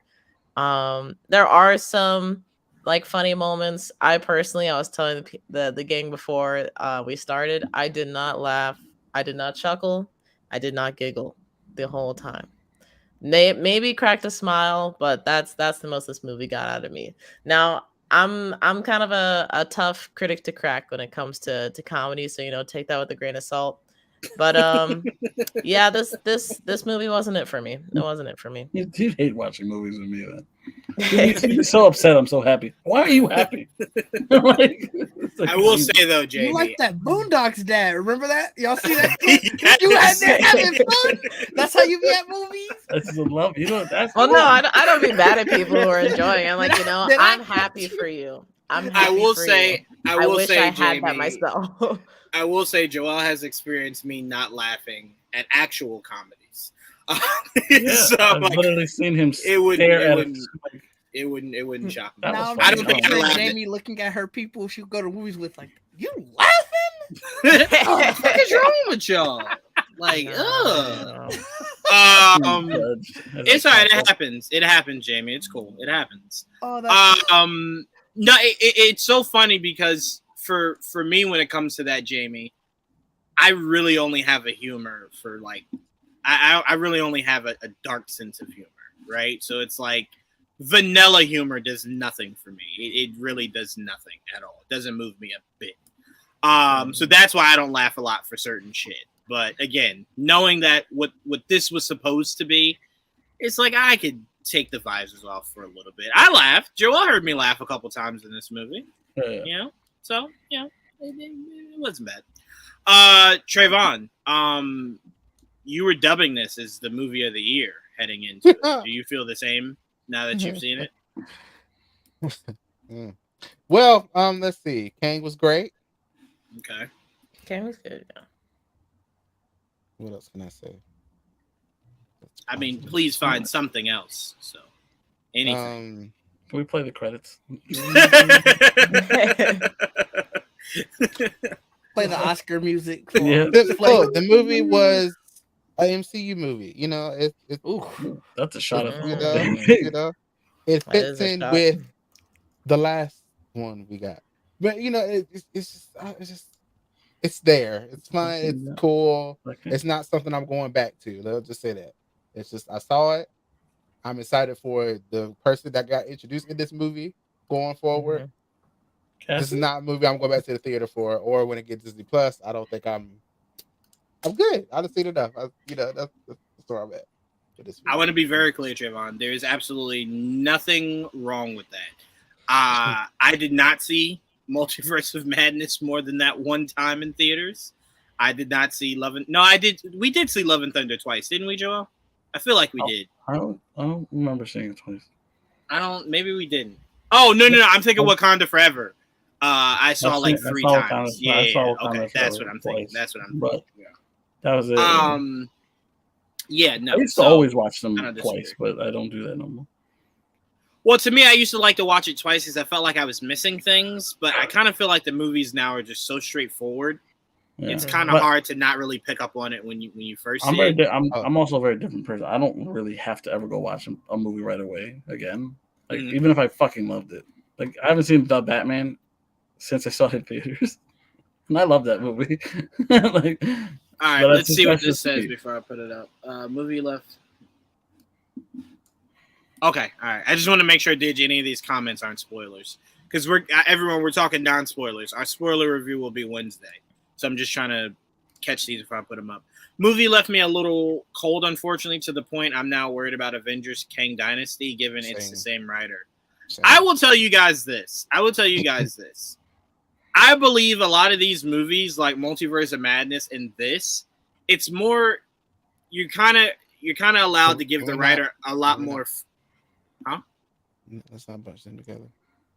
No. I'm saying a lot of people were worried about Michael Waldron, who wrote that, writing anything else going forward. I'm saying for me, I kind of feel like these individual movies, you're given a lot more freedom.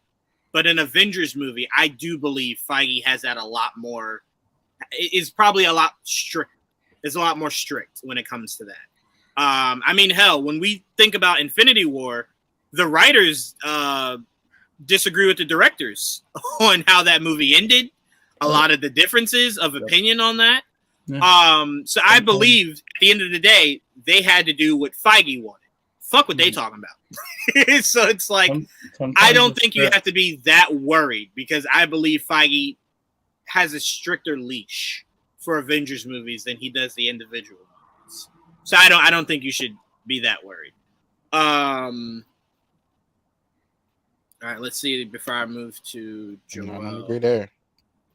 Yeah, again, we said this before. It's why I don't pay attention to any of these algorithms is because if you're telling me that those two movies should be rated lower than Thor Dark World, I question your taste in these superhero movies. I do. I honestly do. I do. I don't judge it, but I do question it for sure.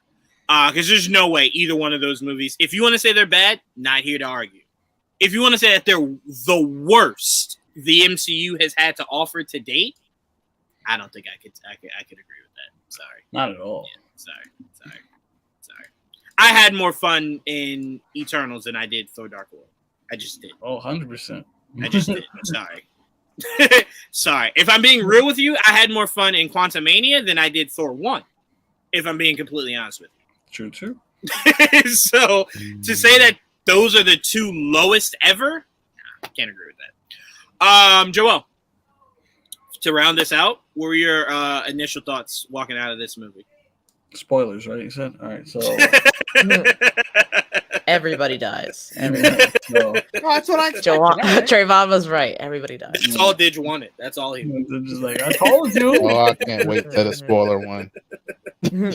So this movie exists, and I appreciate it for its existence. Yikes. Only because That did not sound good. Yeah, that Continue. didn't sound Right great. to lead with that? Yo! Continue, Joel. Continue, please. no, I'm just kidding. I had a lot of fun with it. Just to go like if you're comparing the other three, like all three together, this one's definitely more ambitious, way more ambitious than the other two. I agree. But it still, to me, it still kept the spirit of the tone, like of franchise. what Ant-Man is, you know, because it didn't try to be too serious, but it had moments where it got serious, and I think they kind of landed most of those marks, at least for me. Kang was great, like Jonathan Majors is great as Kang.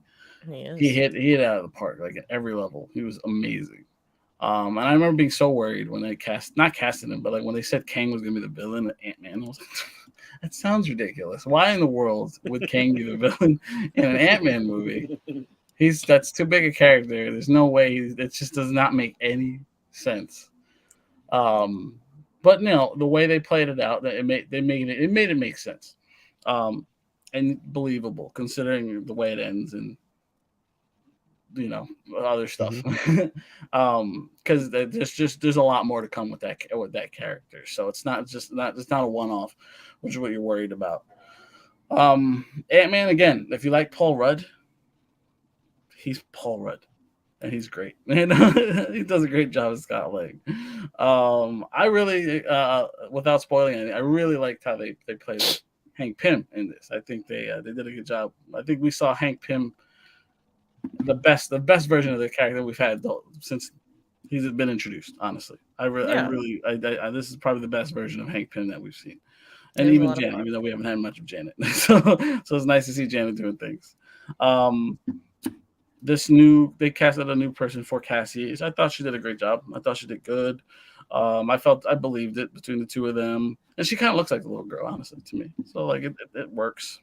Yeah, she does look closer to her. She does more than I think the other one, but it is what it is. I know a lot of people complaining about that, but it didn't bother me too much. I love actually the look of the Wasp a lot. I looked at nails, like to me the costume and the haircut. Like it's very much what I remember of Janet. Really Janet from the comic books. She looks a lot like Janet. Obviously, Hope is not really in the comics, so that's a made up character. But I thought she was fine too. She was pretty much a badass. I didn't know that. Okay. Yeah. Janet looks a lot like what you see Hope. Yeah, they look very similar to that, which I appreciate. They did that look because who knows if we get another Ant-Man movie, so they did that. I like that. It was very ambitious. The look of the quantum realm. A lot of weird choices that you have to either accept or not. So it's very its own thing, and I appreciate them going that far. And that because there's so much CG. It might be a little too much for some people, so I can understand. It's like it's too jarring. It might be too jarring. I get that. And then of course there was MODOK. That you can take it or leave it with that character, but I fucking loved MODOK in this movie. It was not for everybody, and I hope we get more of them in the future, but who knows. But I like their rendition of MODOK personally. 100%. You guys could have told me at any point that the ticker was wrong. But you waited until it was still for the Marvels. I definitely noticed it as we were ending. I've been looking away just in case somebody comes in quickly with like a spoiler comment. I've not been paying attention. Got you, bro. I will say, Didge, one thing I did feel was that they gave Paul Rudd a lot more to chew on, acting-wise. Okay. So it wasn't just just only be comic relief. They gave him a little bit more to chew on. In this movie, as opposed I feel like you would have had to. It's his movie. I agree, but I'm just saying they could have not done it, right? Right. So I'm just encouraging you that he does have a lot more to chew on. That would have been an interesting choice. They're like, hey, we need you to be comic relief. We know you're the lead, but comic relief. Just comic be relief. slapstick. That's it, man. But all right, let me bring this comment up, and then we'll move on from this. We'll go to Rumor Mill with Joel. Encouraged by Feige's recent confirmation of a slowdown of releases, starting with the Marvel's pushback to November and possibly only 2 Disney Plus shows in Secret Invasion and Loki Season 2 being released this year. I'm going to be completely honest with you guys. I don't know when this started happening, but I do not like it. I don't know when you guys started to complain about the level of shit we get in the year. I don't know when it happened, but that is just like, I don't get it. I don't get it. I'm not judging that if you don't want content literally every month, no problem. That is a you thing. I get it. But for me, I've waited for the golden age where I'm getting it in every platform, every show, every movie. It's just the consistency of it. I have no problem with that. I really don't. To me, I think it's not enough. What they had 4 last year or the year before? Fucking double it. Make it 8. Yeah, I don't give a fuck. This year was like 3, so imagine. I'm like, if there's only 12 months in a year, I don't mind 8 of them being filled with 4 content. shows last year. I think so. Yeah, I think 4 so. shows and 2 specials. I mean, it was a lot, but like, did we complain? Who complained? Hey, but to me, it never feels like a lot because there were spaces. Like it wasn't 4 shows back to back to back to back. You know what I'm saying? Like it was because you remember we were even saying right after I think Miss Marvel was done, it was like a month or 2 before the next thing came. It was because there were also 3 movies. Right. Last year was 4. No, this year's 3. Last year was Multiverse of Madness, Love and Thunder, Wakanda Forever. That's it. Right? I hear you all in the game, and can I be honest with you? I'm fine with keeping that up. We're doing more. Yeah, I'm fine with doing more. I don't mind. See, Go ahead, Jimmy. I'm not necessarily on the other side. It's like, oh, we got like, I don't want nearly as many projects. Like, I think it'll be fine if they were all like of the same like quality, I guess. Like, it kind of felt like the past couple years we were maybe going for more like quantity than quality. Not saying that I didn't enjoy like the stuff that came out or the projects that came out last year, but I'm like interested to see like how this year is going to go because they don't have as many projects. Like, is there going to be a bump in quality or like storytelling or whatever it is because they have like more time to work on those things? And the other thing for me, which could be a little bit frustrating, is the fact that I feel the Marvel shows, at least up till this point, have not really affected the movies. So it kind of feels like you're like spending a lot of time like watching these shows only for like the movie to like re-explain a lot of like what we saw in the show. Granted, like it's not gonna have the same amount of context and stuff. Don't want to force everybody. Hold on, really quick. Didge, hold on 1 second. I want to disagree to that just really quickly, and then Didge, I'll go to you about the 18 number. I definitely feel like, and again, without getting into, and I don't even want to broach the topic, but I do believe there was a certain series where it involved He Who Remains. That sent ripples. And I do feel as though I've seen the effects of those ripples. Now, I will not argue that WandaVision in Multiverse of Madness feels as though one did not exist. I completely agree. It feels like they completely ignored it. I don't know how that happened. Can't speak to it, really. Right? It feels like they made the movie and then made the show. But the show came out first. But Miss Marvel, I can't judge until the Marvels comes out. Falcon and the Winter Soldier, I can't judge until Cap 4 comes out. But really, those are the only shows that we've had. Hawkeye, that felt singular. We won't really know the effects of that till we see Kate Bishop again. Even though technically you'll see the ripples from both Falcon and the Winter Soldier and Hawkeye in the Thunderbolts. You know what I'm saying? So for me, I think they're less like you have to have seen every ounce of this show to get what comes next. But there are a lot of things that pop up in these projects that you're like, Oh, okay. I remember they did either say this or they did show that. But for me, I kind of feel like they're all important to each other. But for me, even if that number digit is less than 18, I would have no problem if you wanted to move that number up to 18. Because it might be 18.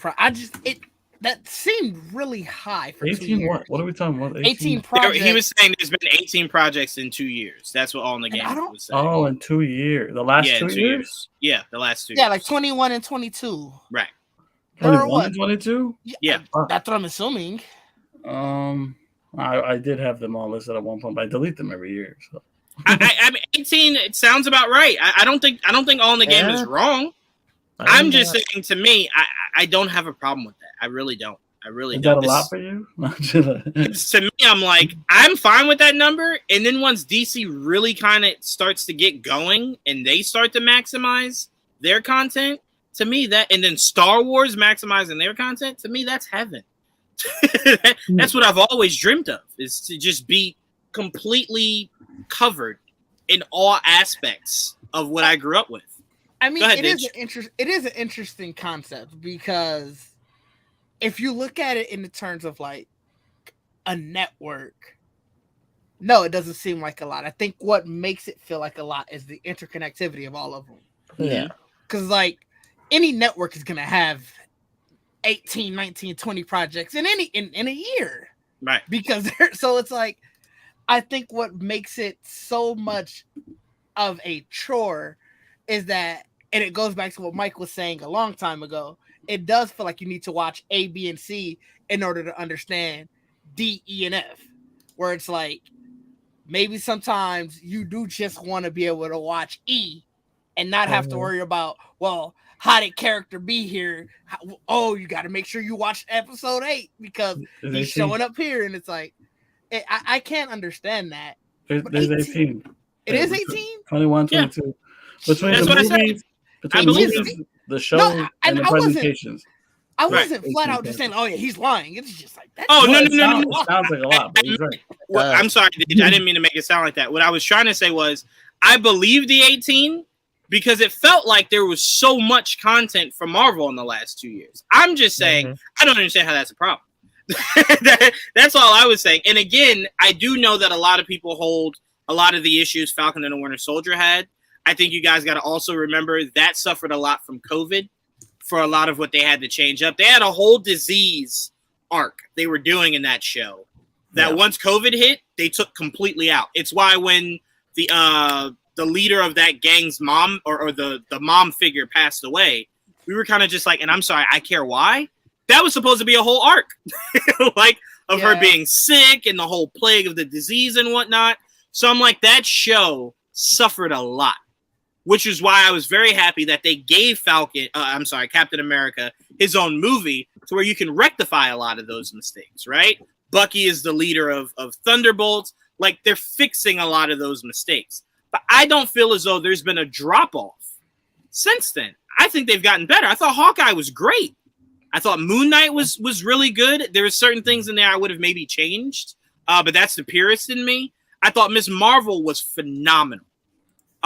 So for me, I did not think that they've gotten worse since then. I think they've gotten better since those 2020 shows have come out. So for me, I don't think that there's been a lack of quality in the quantity that they've been dropping.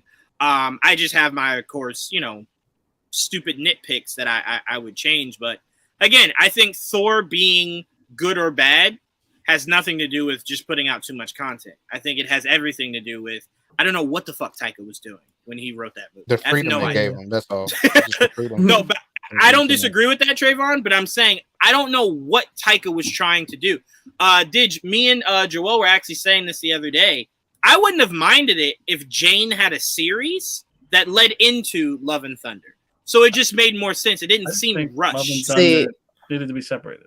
Right. But to your point, like I do think that it would be great if like something like what you were saying, like Jane had a series that went into Love and Thunder, but it's seeming like all of these series are not necessarily like leading into the movies, but they're more like you kind of get a heads up on what's coming, and then like you actually get to see like everything play out, but you kind of still understand, like, okay, like They I give you saw, more backstory, I'm more a little No. more familiar. context. Time Yeah, out. yeah, to yeah. see in the movie. I'll say this, not that specifically, Jamie. I'll say this. I think this is Marvel's biggest problem, is that you give me a show in January, right?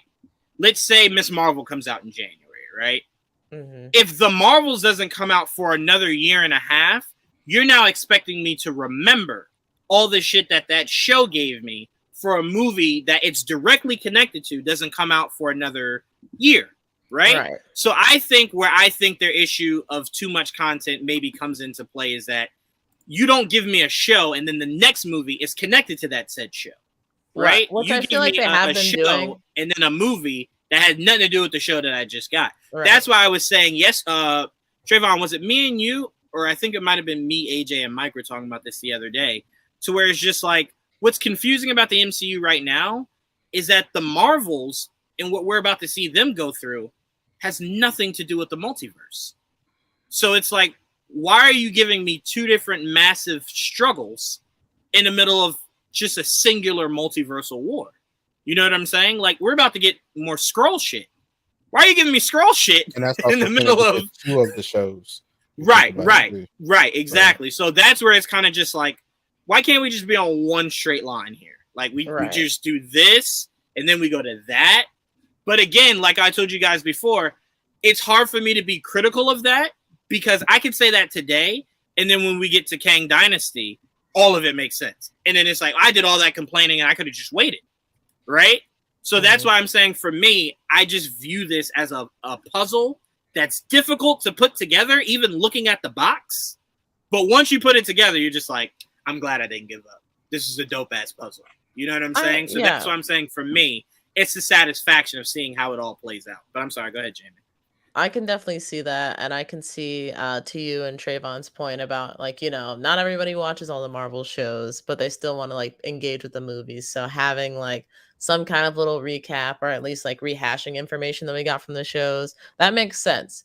But I also think, to something else that you said, Jawan, like I think having the show happen and then like having a movie directly related to that right after that, for me it feels like some of the information is reiterative because of like the fact that I just watched the show and now you're kind of talking about the same information that, like, I've already covered, similar to like, how even with WandaVision being so far away from Doctor Strange's second movie, like it still felt like, why are we going through WandaVision again?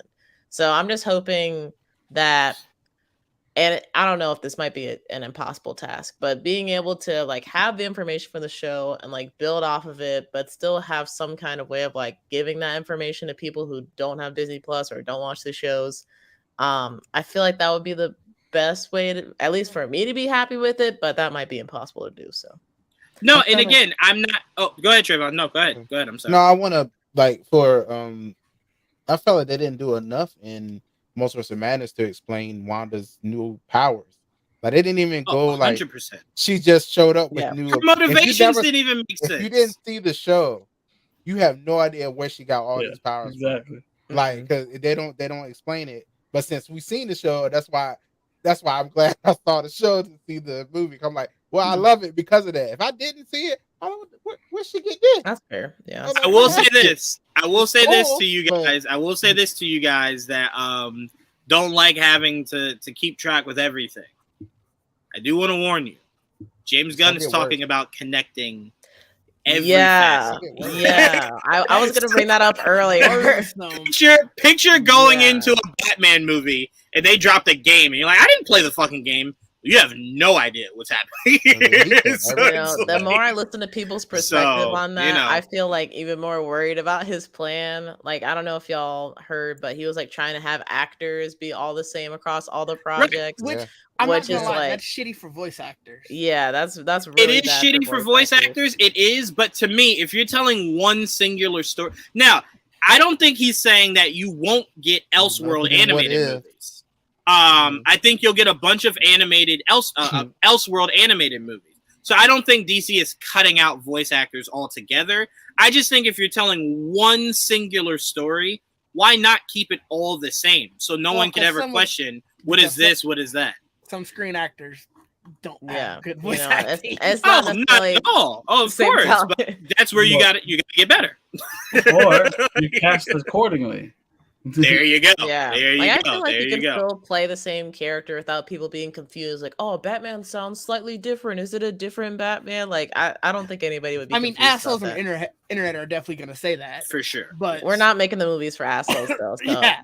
they can be Oh, forgotten. well. That is very true. Tell them that. Yeah, I was about to say, I don't think they agree to that. Let me see all in the game is saying right here. Just have to agree to disagree on the quality issue. And again, like I said, all in the game, I'm not putting down any of the concerns you or Jamie have at all. I'm just saying they don't seem drastic to me. You know what I'm saying? Like Falcon and Winter Soldier had so many fucking issues. So many. But I know why they had those issues. You know what I'm saying? So for me, I just don't think the quality has gotten worse. I don't. I really don't. Go ahead, Trayvon. One thing I want to say, I mean, about the MCU, like, I mean, I feel like we're in phase 5. Like, you kind of gotta, we gotta know all of those like movies, all of that content before now. Like, ain't no point in complaining about it now. Like, we got a lot to already know right now. Like, before any of all these shows you don't come. know, you'll never know. And look, without the shows, already, to what you're saying, without the shows, there's a lot about the early on MCU that you had to know if you truly wanted to. Yeah. Right, if you truly wanted to appreciate Endgame, right? Yeah. You needed to know some of the earlier shit that was happening. So for me, I'm like, that was without the shows. So I'm like, for me, there's always been the need of you kind of need to know what's going on. And that's right? off-putting to a lot of people. Like, oh, I have to watch the shows to watch the movies too. No, I can't do that. It'll take 20 years worth. I'm like, it's not 20 years. I'm exaggerating. But the point is, it's a lot. It is a lot. It is a lot. It is a lot. Like that. But it is. And again, I don't think anyone is disagreeing on there's so much content you have to consume. I don't think any of us are disagreeing on that. I think some of us are saying it's a hell of a journey to take. We don't mind. If you just start, you're trying to catch up, but for sure. If you're starting, I'm like, I've been here. If you come in and you're like, man, I'm starting with Iron Man 1, God bless you. But if you've been here since Iron Man 1, why stop now? I mean, you've had to keep up with all the movies to this point, so why stop now? It's just more. And I get if that more maybe isn't appealing, but it's always been the case that you kind of have to know what was going on with these movies to understand where they were heading to. I mean, worst case scenario, people get lost and they have to come to Geek Vibes Nation to figure out what's going on. Well, yeah, Jamie, you are not wrong, and I appreciate that plug. And Mike, you're also not wrong. You're also not wrong. But again, to me, I don't mind that kind of homework. I wish my teachers gave me this kind of homework. You wish it was One Piece. I never did One Piece from the beginning. It'd take forever. See, I feel like, the big hurdle with One Piece, with people and starting One Piece, it's like, oh my God, there's so much to get through. But for us, we've been steadily doing our homework. So we don't have to play catch up. So, I understand One Piece fans with that regard. Just keep up and you don't have to catch up. One Piece fans need to prepare for the fact that the One Piece is love. going to be. So you've been there from the beginning. One Piece is the shit. That's all you gotta know. Yeah. All right. As a One Piece fan, are you prepared for the One Piece being the journey you went through?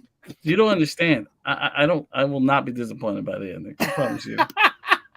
When they tell you the One Piece is the journey that you've been through all along, and the friends you made. Listen, I want it all put in my face, shoot in my veins. I don't know how long Hollywood is going to be doing this comic book stuff like they were doing now. It could end after Kang. We can have a big break, like from Batman, from Batman 89 to Batman Begins. Right? Yeah, it could be that long. Batman 89, right? Batman 89, right? I read it right. It honestly could be, and like I said, that's why I said for me, and I understand not everybody has the same sentiment, but for me, I've been waiting for us to get in a time where it's not only accepted, it's the norm. I'm at a point as a geek where this is like the cherry on top plus all 1,000 more cherries.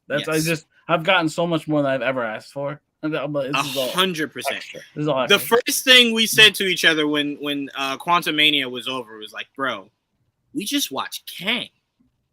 That is Oh, well, insane. I said it as it was happening. I'm like, that's fucking MODOK and Kang on screen at the same time. I'm Insane to think about. That was Insane so- to know that you got there. That Insane. was cool. That was just really cool. I'm like, wow, we're here. It's crazy. Wild. All right, That's Joel. playing Hogwarts. I love you, Trayvon. No, honestly, like, for real. Joel, you're gonna end this out on the rumor mill. Ooh. What are some of the rumors you've been hearing going on in the There's geeks? a lot of stuff going on. And I got a leak to add to that after. Oh, okay. Oh, You got some leaks. Okay. You see all the right. old Well, man? just one specifically. Some One people are just specifically. bad people. You see the Why OLED can't they game? just keep it to Real quick. themselves? Like, See the what? The Zelda OLED. Oh yeah. I've been seeing that. Oh, I've okay. been seeing Whoa, that. hold on, Joel. You'd rather people keep leaks to themselves? stuff like that, yeah. Like, I We're in don't an know. I won't information talk era, about any brother. spoilers, but just the presence of it, Nah. because everybody's talking about it. Right, it's now. one thing to hear something; it's another thing to see it. You know, Oh, I like, see what you're saying. you're I see what you're spoiling saying. that what I'm Okay. looking at. You know. Okay, you're saying you don't mind hearing about it, but it's the seeing. Yeah, it's part one is thing just when like, it's a rumor. When you're starting to see fact, Not and yet, you're like, well, DJ now it's Vinny. out of context. Yeah, DJ Vinny, our spoiler review for Quantumania will be Wednesday. Yeah. So you didn't miss anything. It'll be Wednesday. yeah. Didge hasn't seen it yet, so we weren't Yeah. going to spoil it for Didge. On the weekend, guys. You don't have to explain anything, Didge. When you see it is when you see it. But we weren't going to spoil it for you. That's Oh not no, what I we just do meant that in general. It's been a long weekend, guys. here. It was a long weekend. It was. Didge needed to donate his time this weekend to fully supporting the Antetokounmpo Bros. Friday through Sunday. He didn't have time A lot for of anything that. else. There's a lot of that. He had no time for anything else. I mean, hell, Trayvon left me in playing PS5 to go see what the fuck Nicki Minaj was talking about. So like, people were busy this weekend. People were busy. Shit been They were gone for busy. 3 months, man. I'm gonna see what's going on. Like, Bro, wait, hold on. We're gonna get into the rumor mill, but let me tell y'all how Trayvon did this shit to me. Right, we're playing again. We're talking. Right, we're having a fun time. He just goes, "I gotta go." I'm like, "Oh shit, you okay?" He's like, "Yeah, Nicki Minaj is live, and I ain't seen her in 3 months." He said that shit like she was flying him out to personally do a sit down interview. And I'm like, "Whoa, you gotta leave me for a lot." Yeah, I gotta go. I'm serious. All right, I'll talk to you later. I'm like, "Oh shit." He was serious and left me. Yeah. Never seen some shit like that I before. was there. Too. Never seen shit like that before. All right, Joel, what do we got from the rumor mill? What are some of the rumors you're hearing? Well, before we go into some of the other crazy shit that's going on, there were rumors recently that, and I'm gonna stick to the Fantastic Four because that seems to be like a popular rumor. There's always rumors with fucking Fantastic Four. It seems every week there's something new. This week it's that apparently we will be getting the children of Reed and Sue. They will be parents off the bat. So we'll be getting Valeria and what's his name? I forget his name. Why did I forget his name? Fuck. And I'm looking right at him, and I can't remember his name. The uber powerful Franklin Richards. Yes. Wait, Franklin. I was like, Franklin. there's no way they're Franklin. forgetting Franklin, right? Yeah, Franklin. Franklin And I don't Richards, even yeah. know nothing about Franklin. Not gonna I'm lie. like, there's I was no way about they're to say forgetting Frederick. Franklin. And I'm like, Yeah. that's not Wait, really quickly. You know what's so funny about you saying that about Franklin, Joel, is that Trayvon was saying how he doesn't want Wanda back if they're gonna nerf her, and I'm like, oh man, they have to nerf Wanda because if they don't, the fuck you gonna do for Franklin? Right. Franklin can literally just kill everybody and just Yeah, go home, go to sleep, take a nap. Yeah, You got to nerf, bro. You got to chill nerf. with You got. That's You why I don't won't know have how a you unit. do Sentry. You won't How do you have do a Sentry? universe with these uber. I hate Well, uber characters. well, I'm just saying, what? Don't give It's not them. fun. Don't do it from the beginning. Then don't give it to them. Then Well, you can tease it, but you just can't maintain it. I mean, think about how Nerf Vision was in Civil War. You telling me Vision couldn't have just killed everybody on both sides and went home? He could have. But then what movie would you have at that point? So it's yeah, like, but Vision, you got to Vision nerf. is a hero. Though Wanda literally turned into a villain, and now you got Wanda still, at the end of the day, is a hero.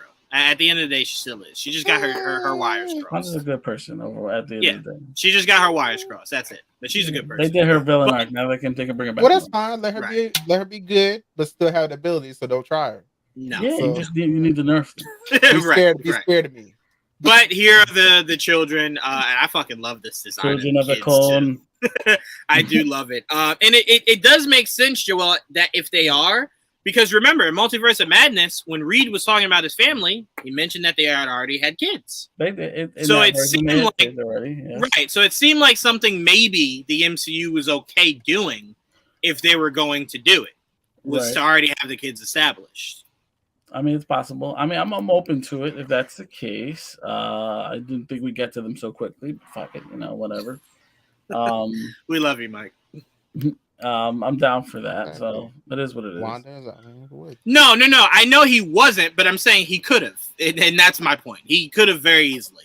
I mean, one blast and Rhodey couldn't walk. So I'm like, I kind of can picture he could have maybe just did that to everybody. So just putting that out there. But go ahead, Joel. So what else are we hearing about the kids? That's it. That they're gonna show up. I don't know. How do you feel about them? For me, as long as you nerf him, because I believe Franklin was strong enough to fight fucking Galactus. So as long as you nerf him, I'm completely fine. Frankly, I'm completely fine. it's like Wanda with the reality bullshit. So you gotta chill with Right. that shit. Yeah. That sounds Right.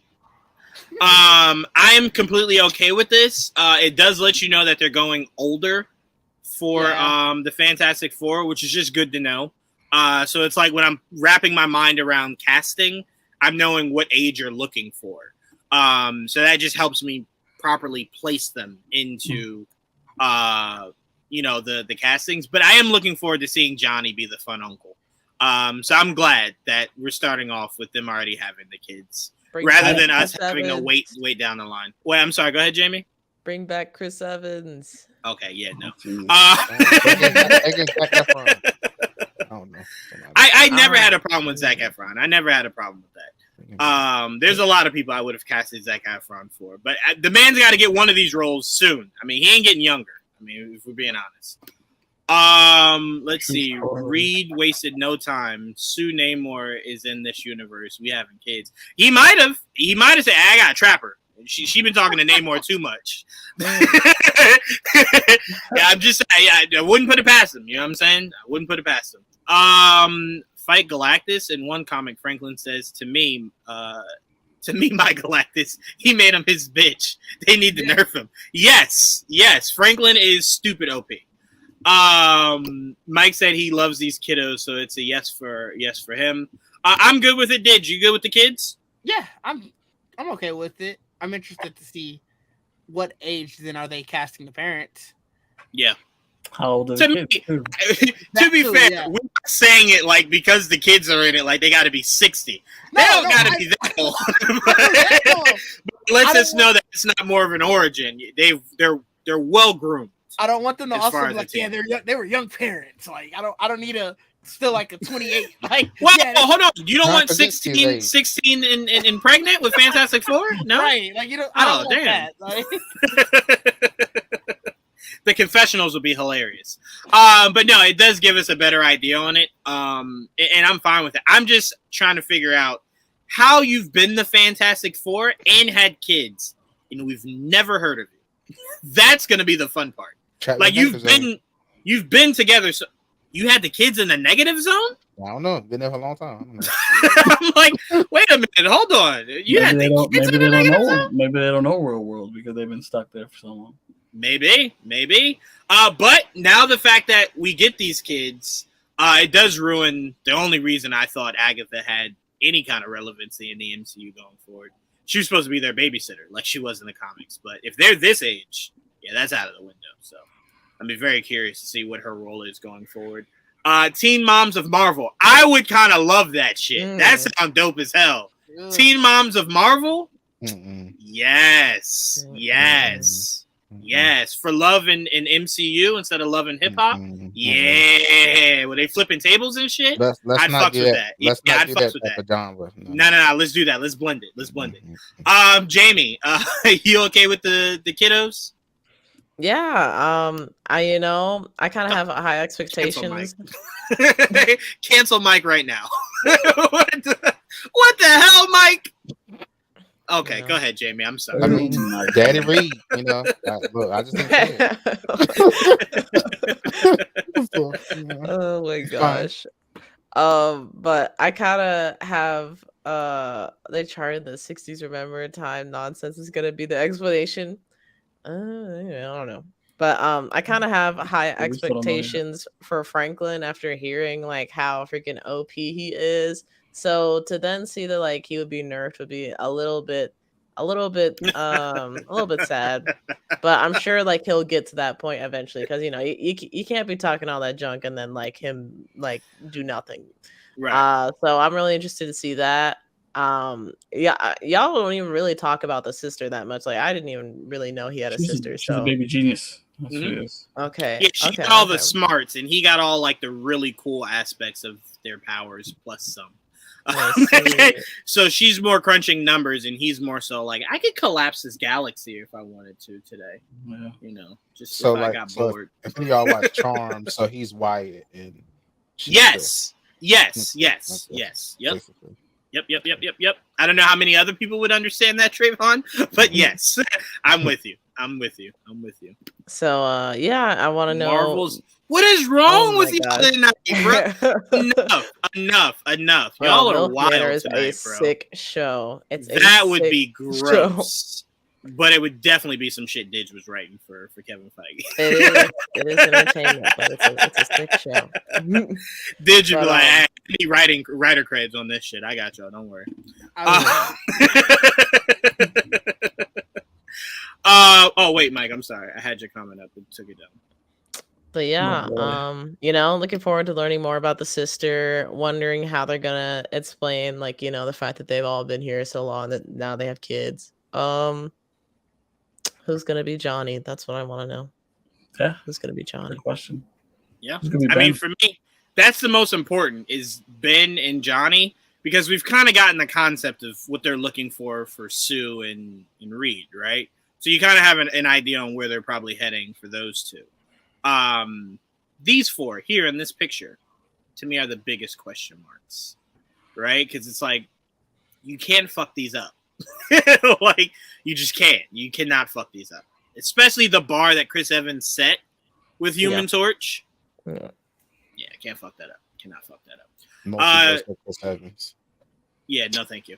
That's- You want the Council of Evans? That's what you want? That'll be Instead of the funny. Council of Ricks, the Council of What if- Evans?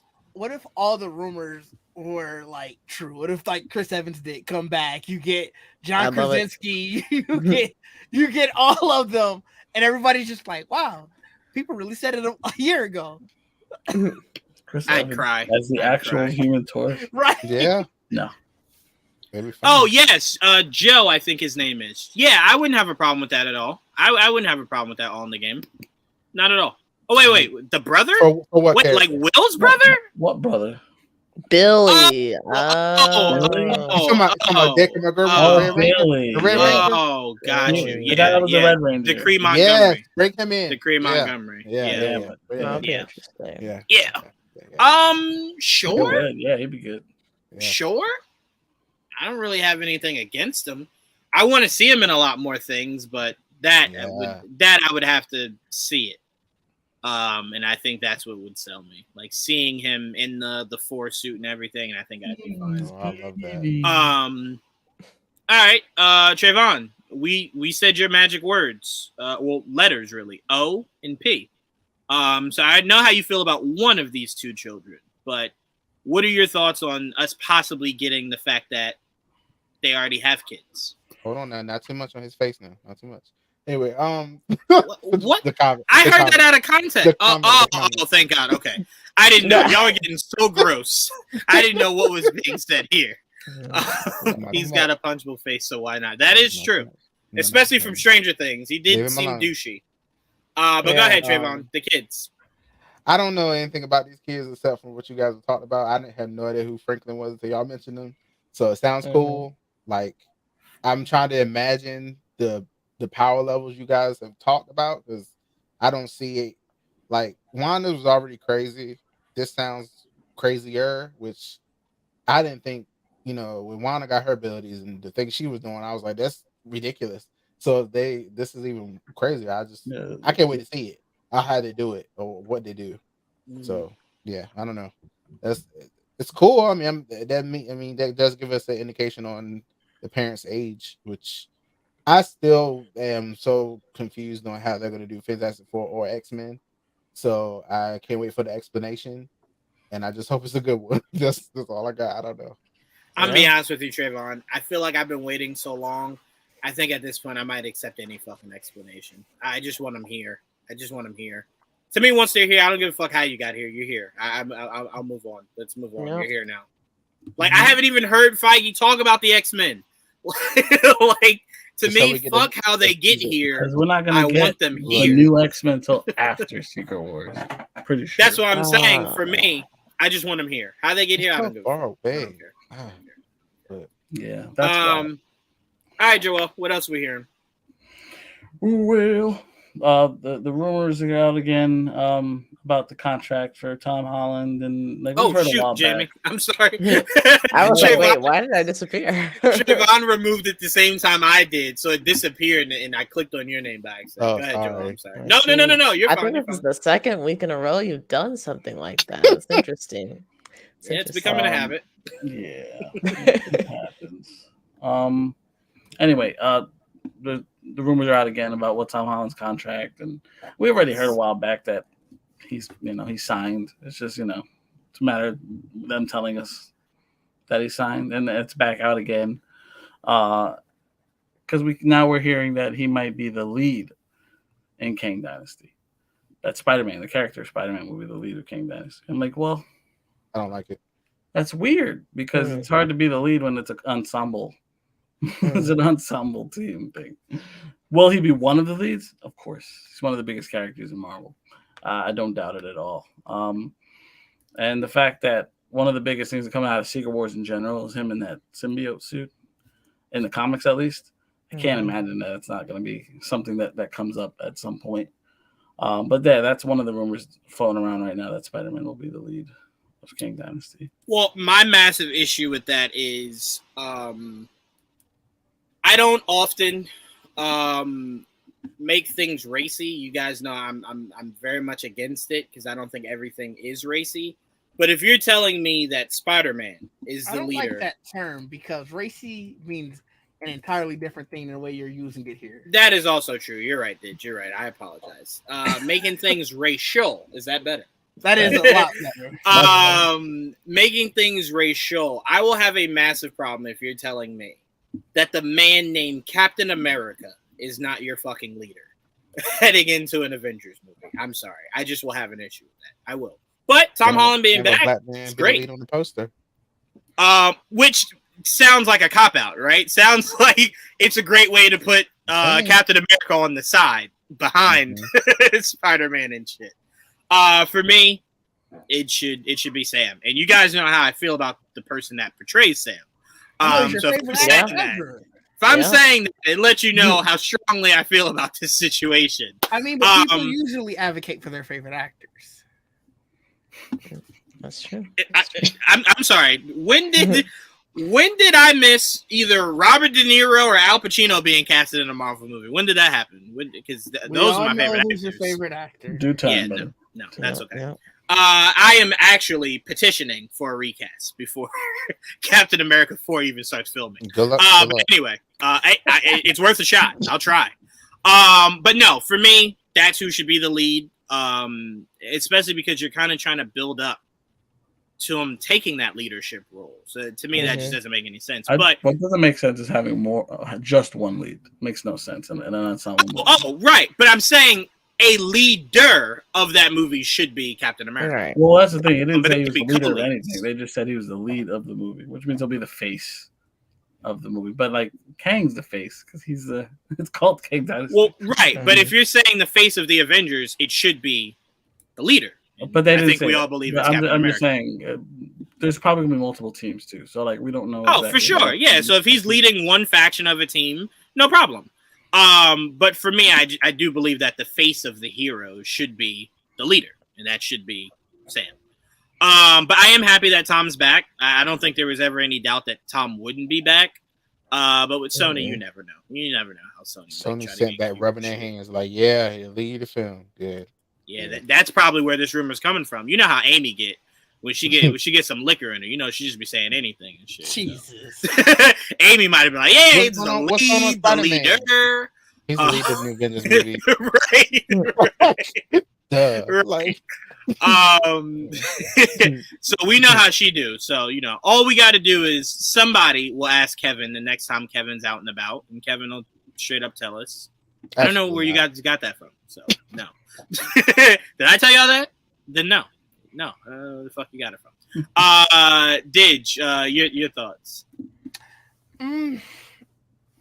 I would think that, like you said, Captain America should be the face. But I was just about to, before you brought up Mike's comment, I was just about to say Mike brings up a very good point, and that's probably that's probably what they mean. And if that's what they mean, it makes sense. I get it. Spider-Man is definitely their most marketable. Oh, right 1,000%. They For don't sure. even know him no more, though. Huh? True. No, they don't know Peter We've Parker. explained this like So a they have million no times. so they have no personal level with him. Then, like, they're not gonna. They like, know Who is- Spider-Man. Who is this kid? Who is this They're one? gonna remember all the times they fought with Spider-Man. We've explained this since the movie has come out, and They don't Trayvon even still know doesn't Peter understand Parker it. to, like, Like, don't know his I name. don't understand why you're so confused by this. They know You need a Spider-Man. personal level for it to be the leader. In the comic books, they didn't know who he was until he exposed himself, and then they got He secreted wasn't the again leader anyway. then, right? No. But hold on. What Mike and Didge are trying to say is that they don't think they're going to go the route of leader. They're saying face, like the marketability of it is Spider-Man, but the Like a actual mascot. leader, right? But the actual leader would be your Captain America.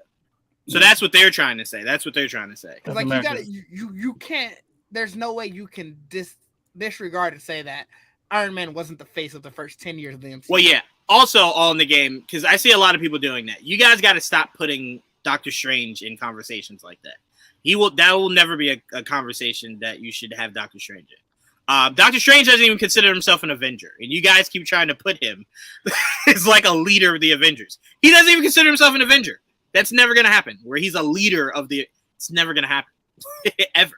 His focus, he has told you numerous times, is protecting the sanctity of our reality. That's really all he gives a fuck about. All this other little shit, he don't give a fuck about. I guarantee you, Doctor Strange might not even pop up until Secret Wars. I don't even know if he'll be in King Dynasty. He might go, well, is it affecting this here? Oh, it is. Maybe. Like, I wouldn't be maybe. surprised if one of those movies is Doctor Strange. Wait, as a leader? No, I mean one of the movies that are coming out. That are Oh, got untitled. you. That is a Doctor Strange movie, right? Yeah, I don't think you should consider Doctor Strange a face of the team either. I always thought after Cap, Iron Man, Thor, it would have been Black Panther, Captain Marvel, Spider-Man, or something like that, some version of that. But obviously with T'Challa dead and Captain Marvel in space, that changes a lot. But to me, I kind of feel like they've gone out of their way to never use the words Avenger and Doctor Strange in the same conversation. No, I've always been against. The only reason I would be open to it, even though I don't think it's going to be a thing, it's because he's not the Sorcerer Supreme right now. Oh, so he could be, right? So it's possible, but it's still not. He's not in his nature to just focus on one thing. It's like, right. I still don't believe him not being a Sorcerer Supreme will last much longer. Yeah, we'll see where it goes. But yeah, Doctor Strange has always been very adamant about, y'all need some shit. I got you, but I ain't one of y'all. So,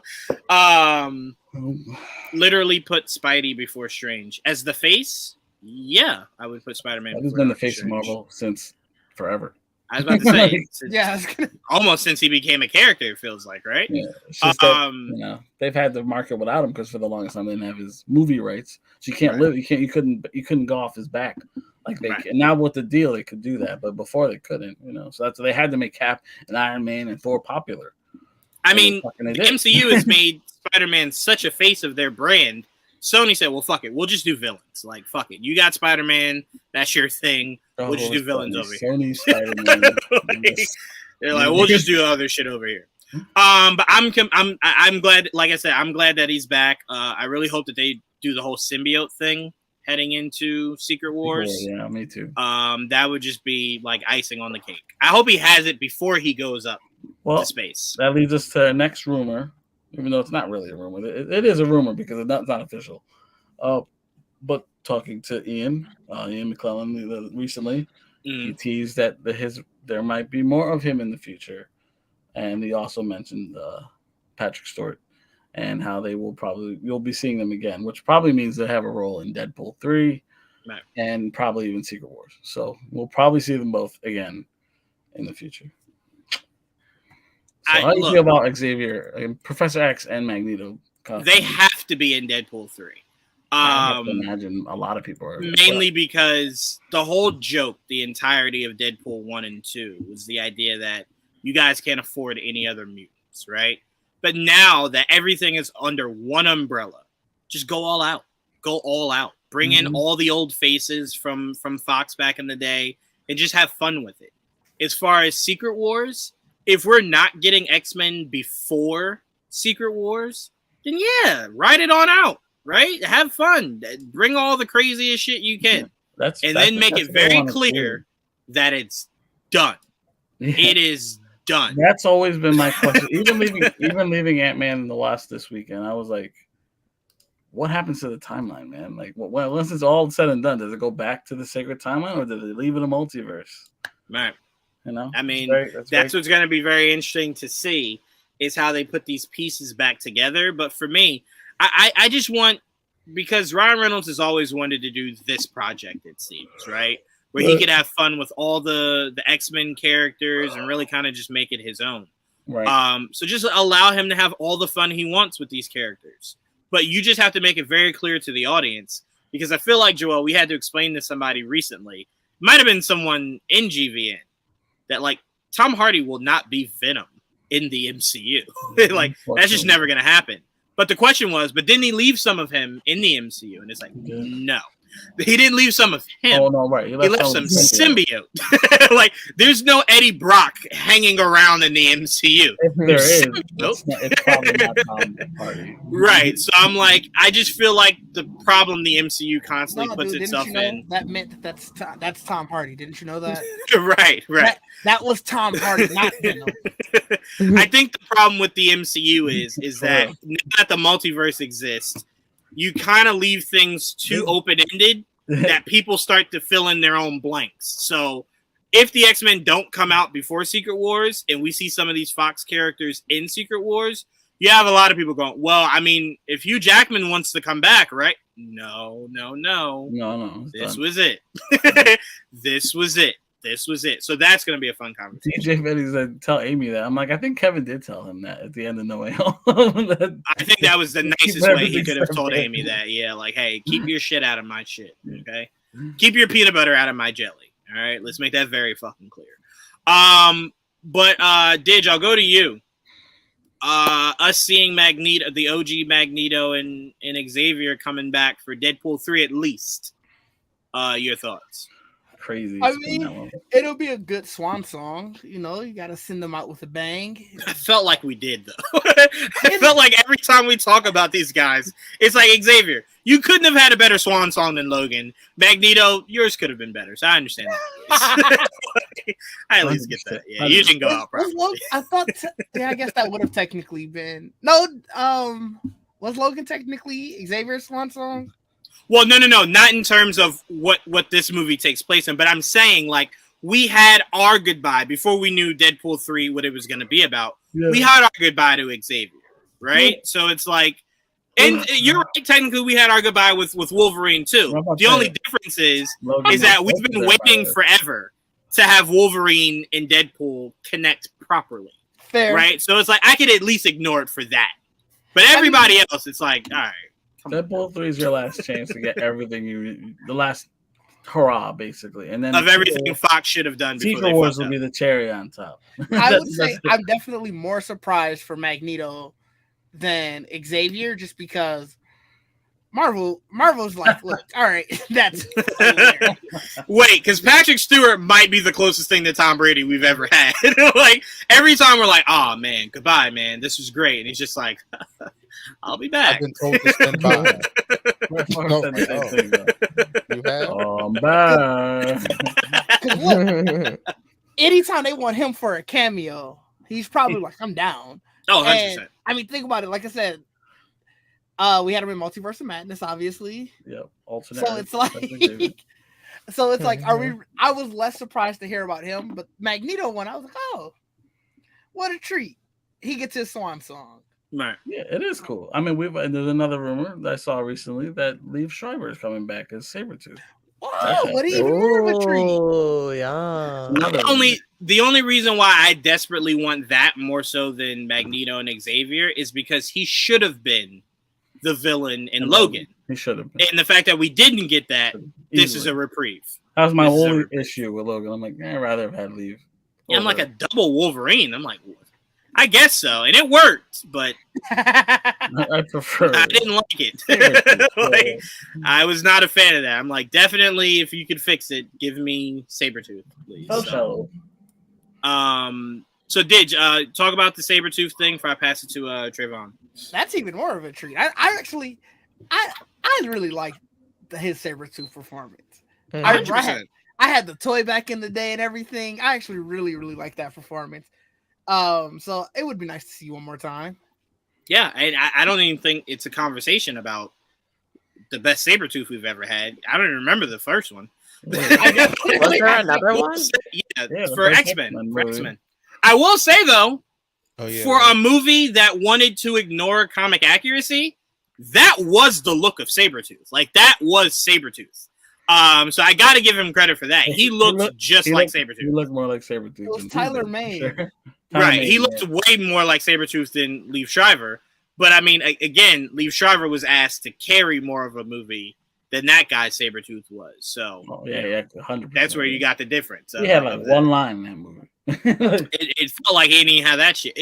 Even though technically I think the only line was when he stopped the car and Wolverine flew out of it. And then Rogue was kind of saying, like, leave him alone. And then he said something. And it felt like that was it. We had a whole hour and 52 minutes. Storm and said, "Scream for me." Oh, that's right. Okay. I haven't seen this movie in so fucking long. You're absolutely right. Did you ever see the thing why he said he was recast? Why? Just because they felt that Liev Schreiber looks more like Hugh Jackman. Oh, so because they're related? Oh, yeah. Yes, that makes sense. I guess narratively in the movie. I guess, but you don't have to look like your sibling in order to be siblings. Not at all. That's a wild ass reason to fire somebody. Like, hey, you don't look enough like his brother. It's like, was that a requirement? What if that's just what they told him? But I remember I was reading an article about that like way back when, and he was like, yeah, that's what they told me, and I get it. It's Hollywood. You want them to look. He literally was like, you want your brothers to look alike. Like, I guess. Yeah, I wouldn't have accepted that at all. That's because if you knew the comic books, you wouldn't have to worry about it. I'm like, they're not supposed to look like because they're not brothers. Right. I definitely would have looked through my photo album and went, yeah, that can't be right. Like, I don't understand that at all. But okay, sure. Before there was a Google. Like, fuck. All right.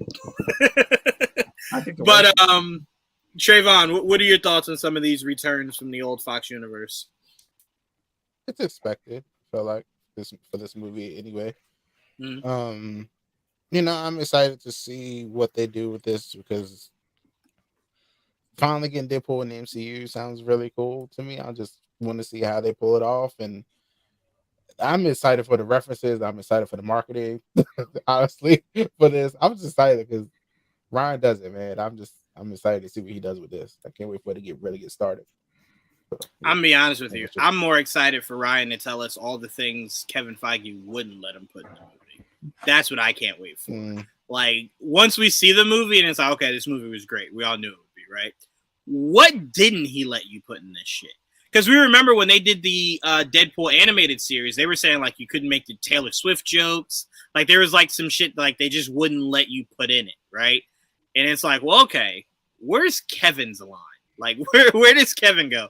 That's acceptable. We can't do that. There's no way you can put that in this movie. So that's what I'm looking forward to. And how many F-bombs he's allowed to drop. Like, these are just certain things I'm looking for. How are you rated R? Yeah. So. Right. Yeah. How R can we go? Right. Like, where's the stopping point? And he's like, I will definitely let you know, Ryan. Jamie, your thoughts on some of these returning faces? It's really exciting.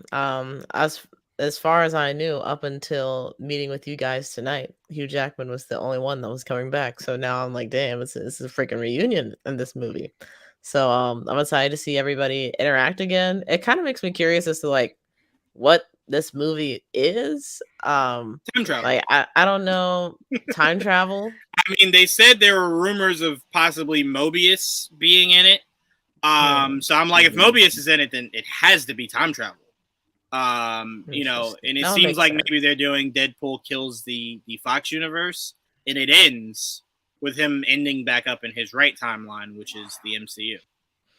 I see. So interesting. Okay, I'm down with it.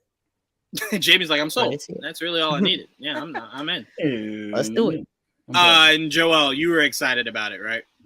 I'm excited about it. I mean, we're seeing they're getting to play with toys outside of their fucking toy box. You know, it's something different. And like, if Secret Wars literally is a hodgepodge of like the MCU as we know it, cool ideas that we've thought about that they want to make a reality just for one movie, and old movies come from the past, like the Fox X-Men or the Spider-Verse characters. That movie is going to destroy the box office because it's like there's just too much there, and there's too much. Talk about nostalgia. You're gonna play with so many people's nostalgia. Just Secret Wars it's a playground. That's more or less. It's not just a battle world. It's a fucking playground. You can do whatever you want with it if they do it the right way. We've already heard rumors that the Beyonder is going to be another variant of Kang.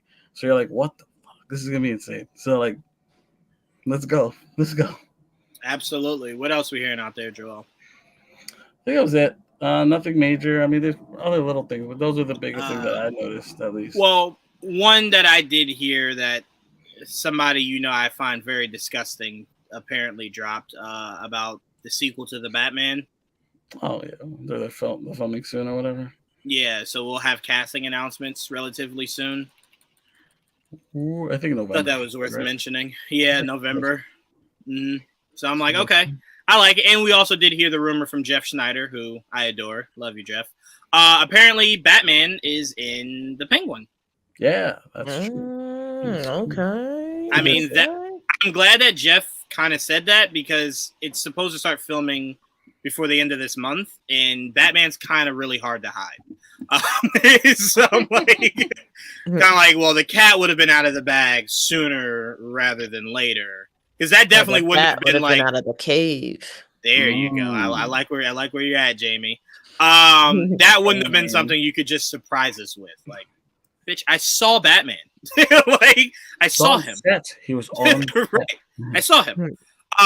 So I'm like, that's really cool news. Again, I think AJ was saying like he hopes it's only like one episode, so like Batman doesn't overshadow Penguin. And I'm like, I don't get that. You're in Gotham. Wouldn't he always overshadow you? Like, I don't understand that. I think two things can be true. I think you can definitely have a story where Penguin is obviously getting the boatload, right?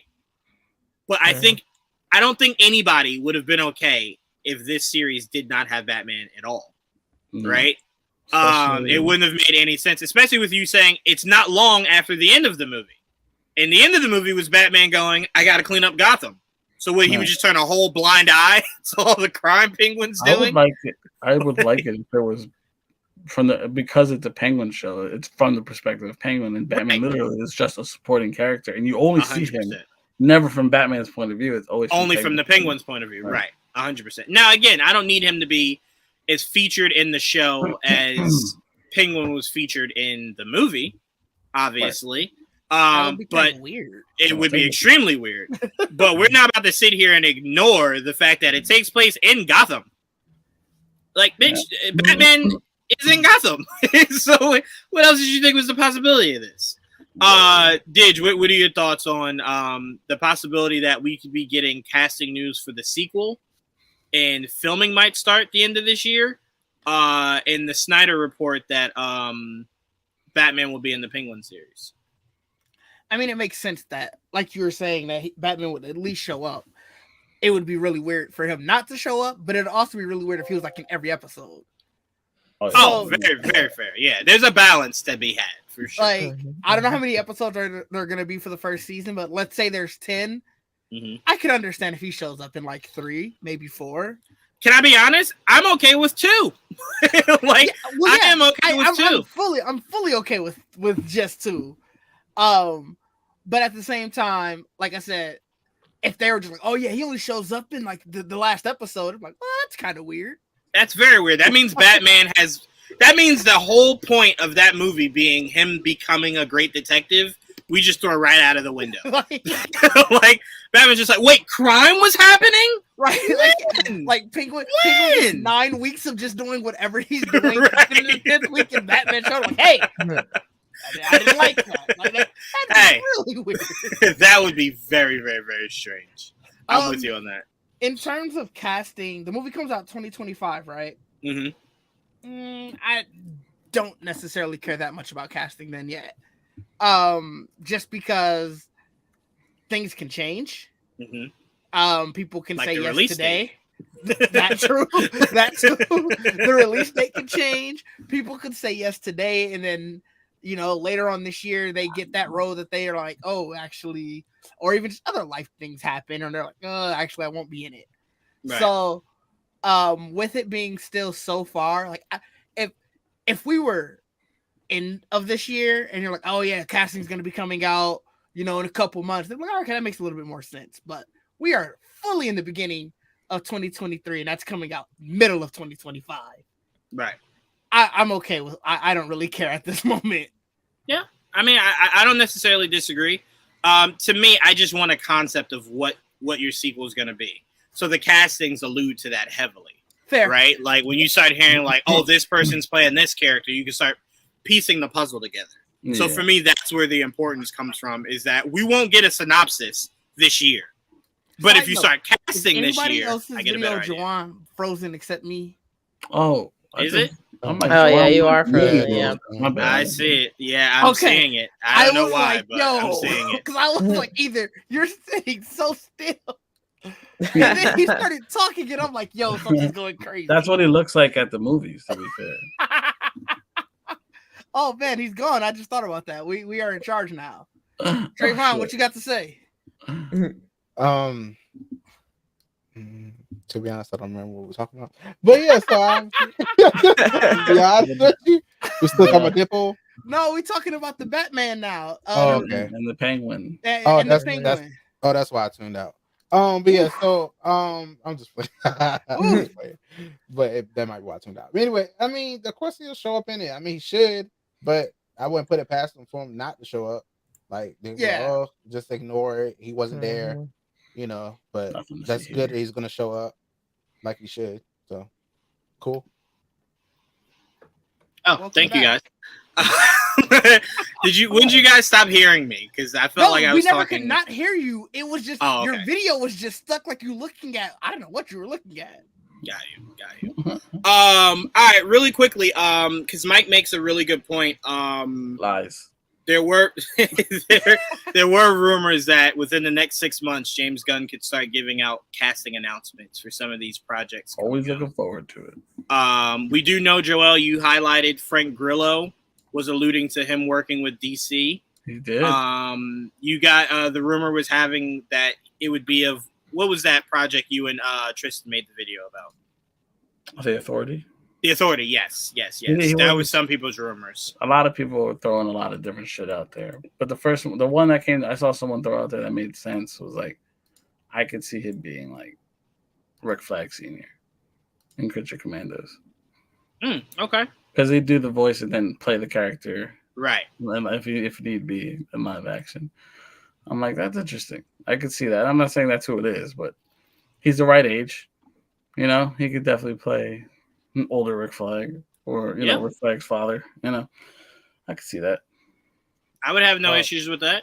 Go ahead, Trayvon.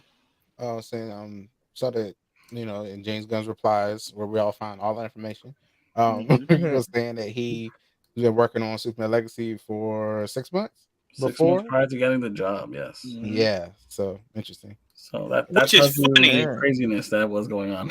Which is funny because we remember the rumors that when he first started working with Warner Brothers, DC specifically, before he did Suicide Squad, they wanted him to do Superman.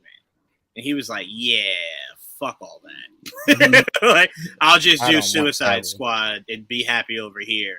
And now it kind of seems like maybe he sat on it this whole time and was just like, Superman would be pretty fucking cool. I think I could do Superman.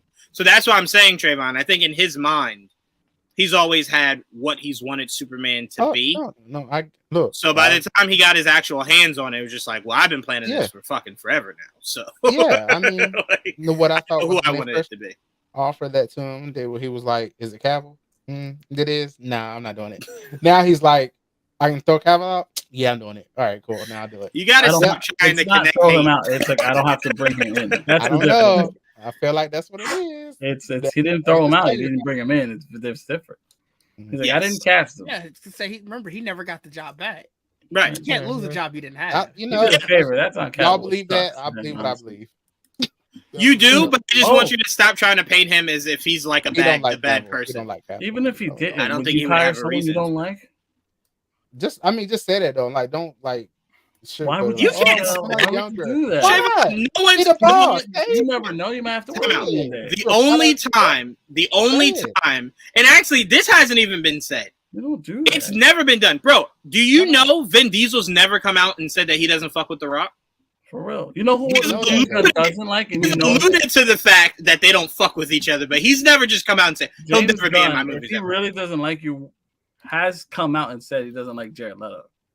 He has said that is true. That is true. That is true. Jared Leto is allegedly running a cult right now, so I don't know if he cares. That might be some just DC shit. We might have to watch out.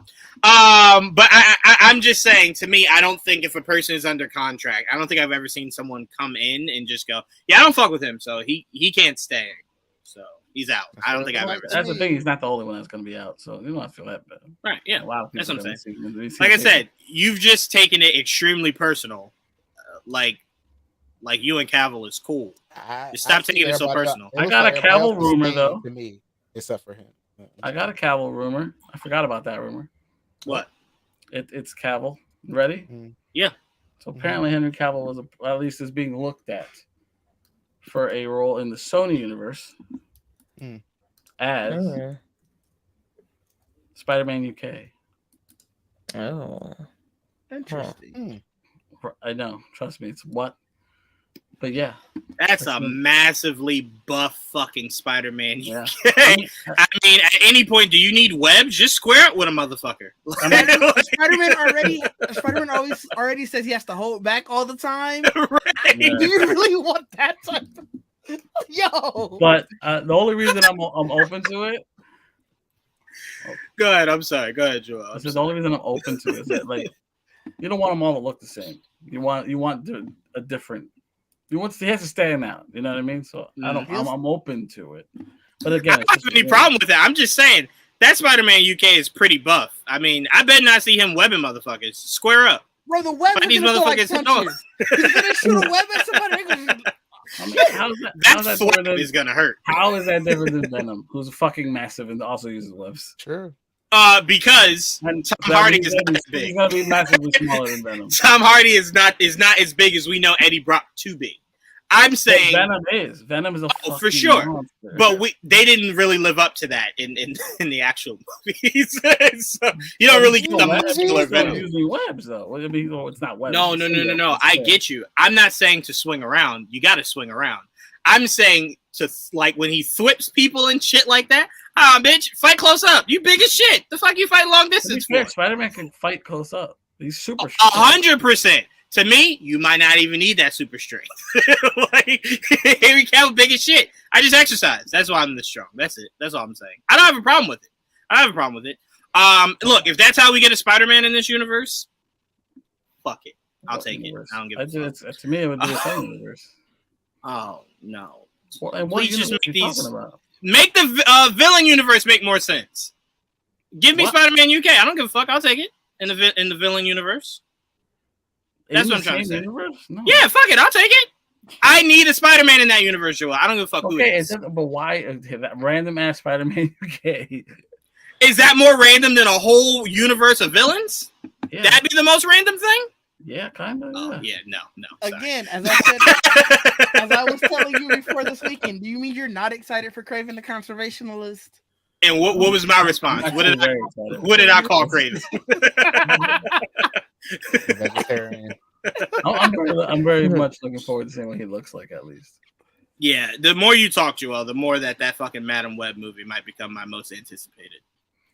Just to see if half that shit is true that people were saying. Bro, it's crazy.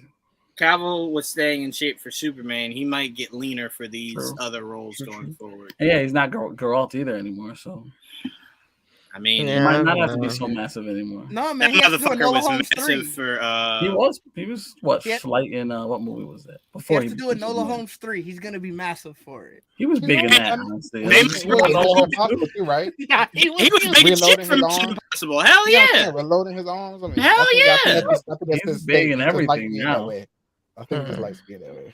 That's why it was funny seeing Tom Cruise fight him. I'm just like, all right, y'all know that. Yeah, y'all know I have to suspend belief tremendously, right? Like, he's big as shit. He should just be able to pick his ass up and throw him. That should just be the end of that. But yeah, for me, I just needed Spider-Man, so fuck it, I'm fine with that. We hearing anything else? That was the last thing I can remember. All right, really quickly, and then Jamie, I want you to end this out on the leak. Mike's asking, did we want to talk about the 4 characters that James Gunn was alluding to we might be seeing? That's actually a good idea if you want to do that real quick. Yeah. There's 4 characters, but it's 4 in the list that has 8. He said there's 4 out of 8, and then there's a list that has 10 that has 5 out of 10. So we go over both lists if you like. Yeah. You got the list? I gotta pull it up. All right, pull it up real quick. While you're doing that, actually, you know what? While you're doing that, Jamie, let's do your leak while Joel's pulling that up, and we'll end on that. Okay. Well, there was a pretty big leak of the new Zelda game, Tears of the Kingdom. The art book, like the whole entire art book, leaked. But it's not like the official art book that releases usually like a few months after the game. So there are some like spoiler-ish things in it, but I think for the most part, as far as like the story is concerned, you're going to be safe. But they do have like a lot of weapons, a lot of outfits, a few new characters in the series are featured in it, and it kind of had me hyped as well. And locations, yeah, it did have some locations featured, and it kind of had me hyped. The stuff looked really, really dope. And I feel like even if they somehow mess up the game and it's just the same as Breath of the Wild, I'm like, if I just have those things featured in the book, I'm going to have a good time for at least 10 hours. It'll be good. I want to ask you that because I know obviously we want games to get better as we go, right? That's like, duh. Sure. But if it was, and most people revere Breath of the Wild as probably one of the greatest games ever, right?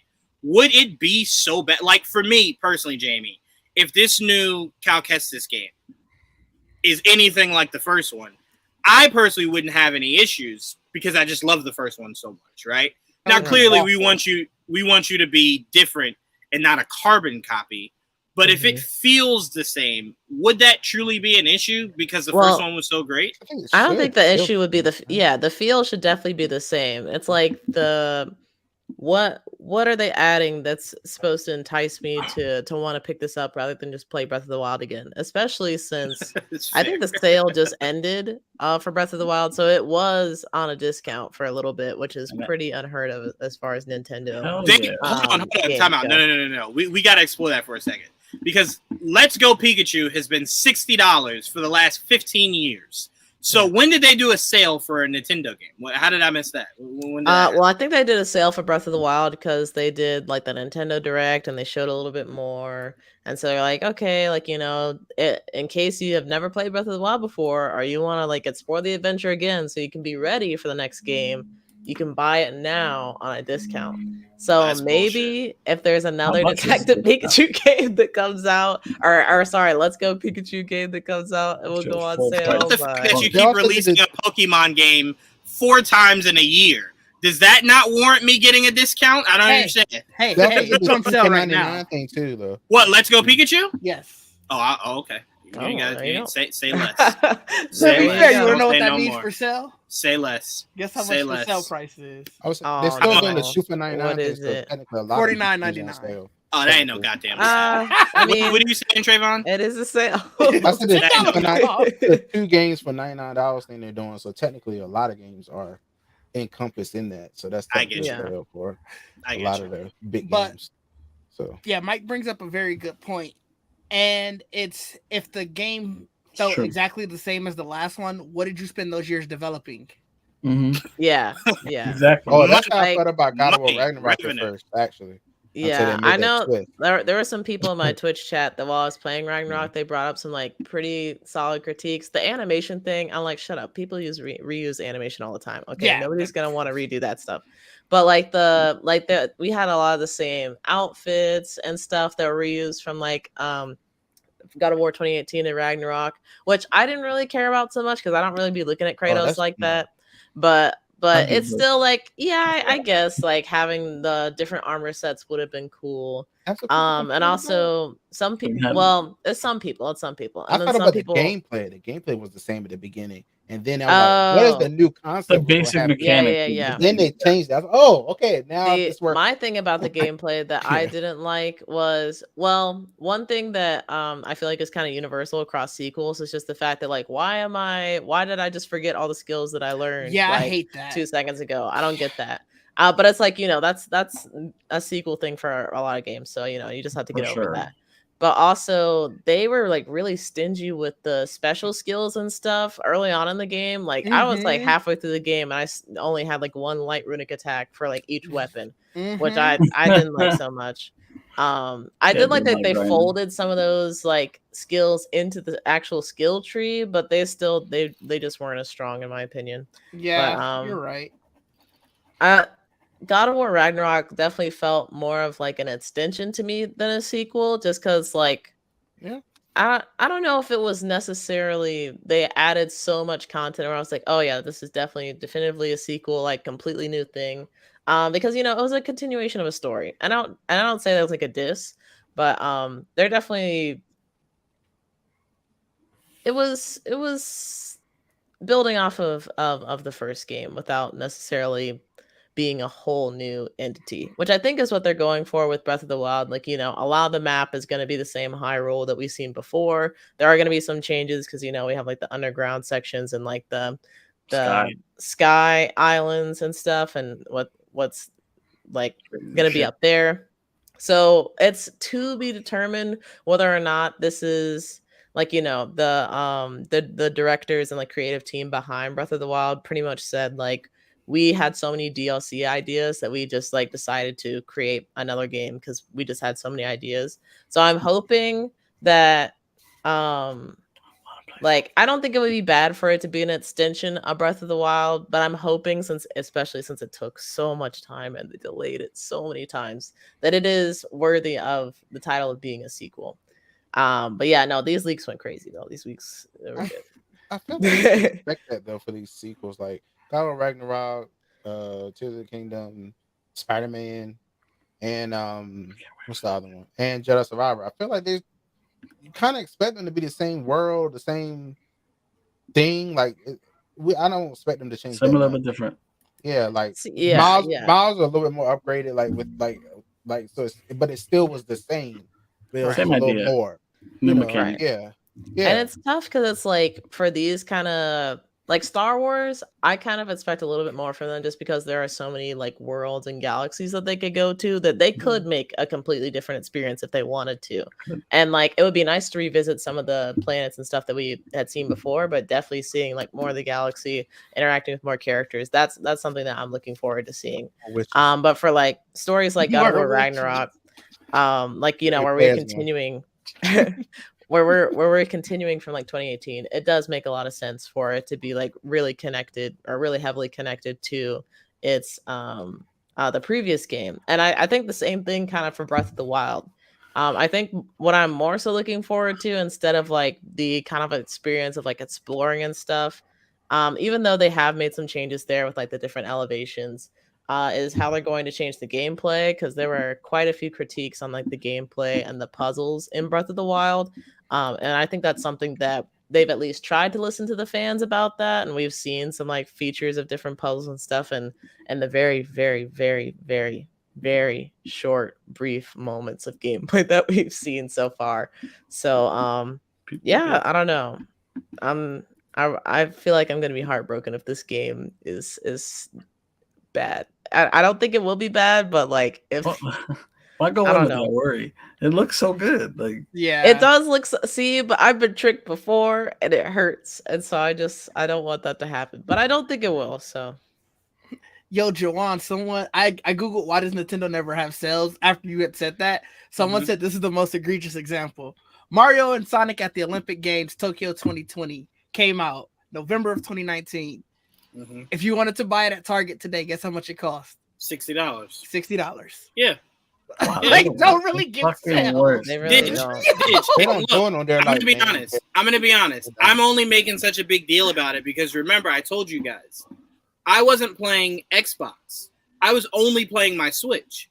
So Mhm. picture looking back at games that were 4 years old and going, "Oh, let me go play that so I have something new to play," right? And they're like $60, and I'm like, "It fucking came out 4 years ago. What the fuck do you mean $60?" I never knew Nintendo didn't drop their prices. No, They yeah, don't they drop don't. prices They're at They really stingy as all. fuck, bro. And like, the crazy part about if you think about like what is the positive of that? Have you ever bought a game at launch and like it was like the deluxe edition and you paid like extra money and then like a few months after that it drops like half the price? You Yeah, will all never the time. experience that with Nintendo. Yeah. You'll never Bruh, have my only issue is my only issue. I mean, it'll be very rare if you ever experience that. Yo, Mario Kart is 50. It's on sale this week. That's selling. My Oh, only- that's a surprise. $10. My only issue with Yeah. Nintendo doing that is I'd have no problem if you still want to charge $60. No problem. But then you need to make a deal with GameStop that says if a game came out 4 years ago and you still charging full price, when I return that motherfucker, I get my full price back. Don't try to lowball me on, it came out 4 years ago. We can only give you $5. Yeah. Bitch, no.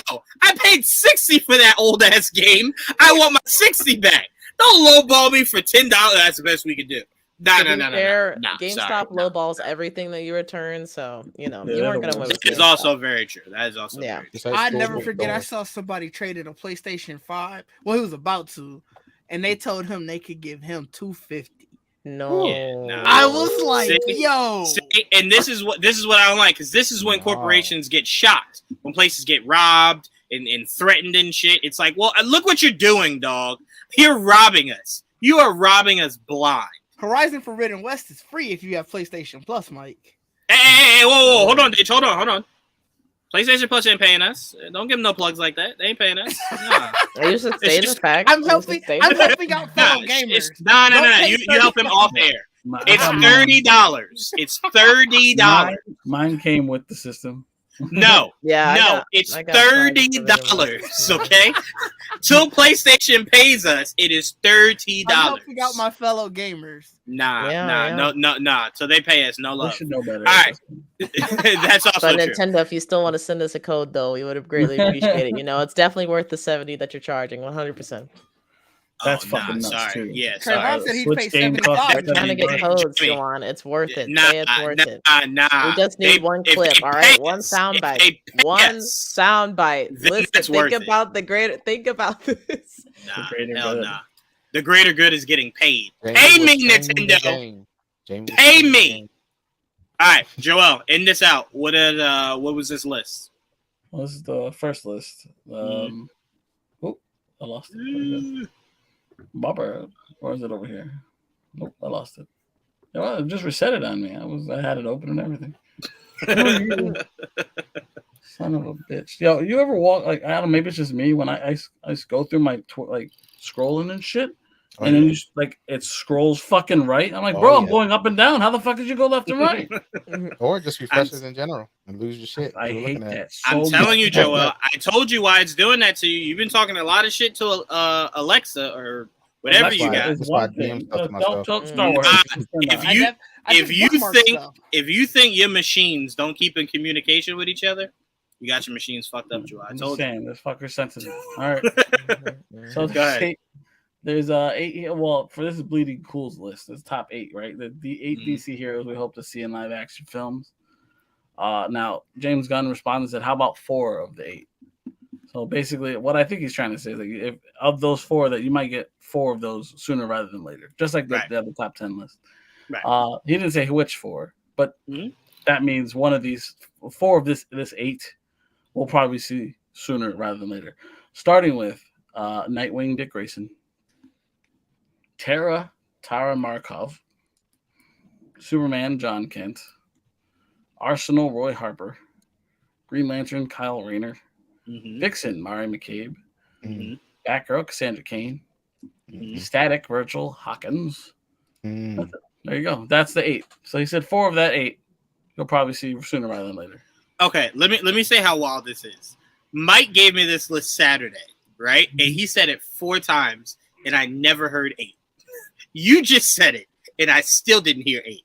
I heard 7 from you, like I heard 7 from him, and it's driving me insane. No, I'm not saying that you didn't say 8. My brain apparently only processes 7. I guess that's just my number. I don't know. I'm going to Vegas. Not gonna tomorrow. lie, I didn't hear 8 either. See what I'm saying? We'll go through the list and you count it. Okay, go ahead. Nightwing, Tara, Superman John Kent, Arsenal, Green Lantern Kyle Rayner, Vixen, Batgirl Cassandra Cain, Static. Yeah, there's 8. Yeah, no, There's that was 8 for sure. That was. I told you. I'm not saying that you didn't say 8. My brain only processed. And Mike kept getting mad. He kept going, "Wait, did I give you 8?" It's like, I don't think so, man. I only heard 7, but he did, and I'm sorry, Mike. I'm gonna be honest. I didn't hear the Green Lantern the first Oh time. yeah, sorry. My ears always pick up Green Lantern. I think I missed The list sound like Static at first. I think I missed Static, and that might have been out of pettiness. The last one. Usually hear, if you hear anything, you hear the first, and you hear the last. First of the last. Yeah, no, I think out of pettiness, I didn't hear the last one. Anyway, for me, my 4, Mike asked me this before. I think my 4 are Tara, Nightwing, Kyle Rayner, and Static. That was, I think, my 4. My 4 were Nightwing, Arsenal. Oh, wait, sorry. I'm lying. Yes, Arsenal was mine, not Static. Sorry, go ahead. Sorry. I had Static. I had Arsenal. I had Vixen, and I had Nightwing. I kind of felt like he might be trying to do what the New 52 just did in their version of Titans. So that's why I said Tara. That's why I put Tara on my list. No, I don't know if they're going to use Tara at all. I don't know when they'll get to Tara. That's why I think a lot of those characters like Kyle and Tara and them will be later. And that's exactly, Mike was saying the same thing. I don't think they're going to do Titans, but here's my only argument. They have to do Titans. No. He meant like right off the bat. Here was my only argument to that. James Gunn loves groups. And I kind of feel like if you're telling me that Batman has Damian, that means that there was a Nightwing already. There probably was a Barbara Gordon already. There is a Nightwing for sure. Right? So I'm like, if there's already been the start of a Bat family, that means at some point there was a Titans. Right? So I'm like, I don't see him missing the chance of trying to do, whether it's a flashback of it or it's like a newer version of it, whatever the case may be.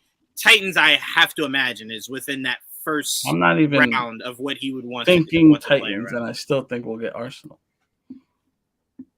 Well, Arsenal makes sense. I'm sorry, Mike. You said that they won't do Judas. Oh, Mike was saying they won't do Judas contract, so therefore, what's the purpose of Tara? I was saying that's fucked up.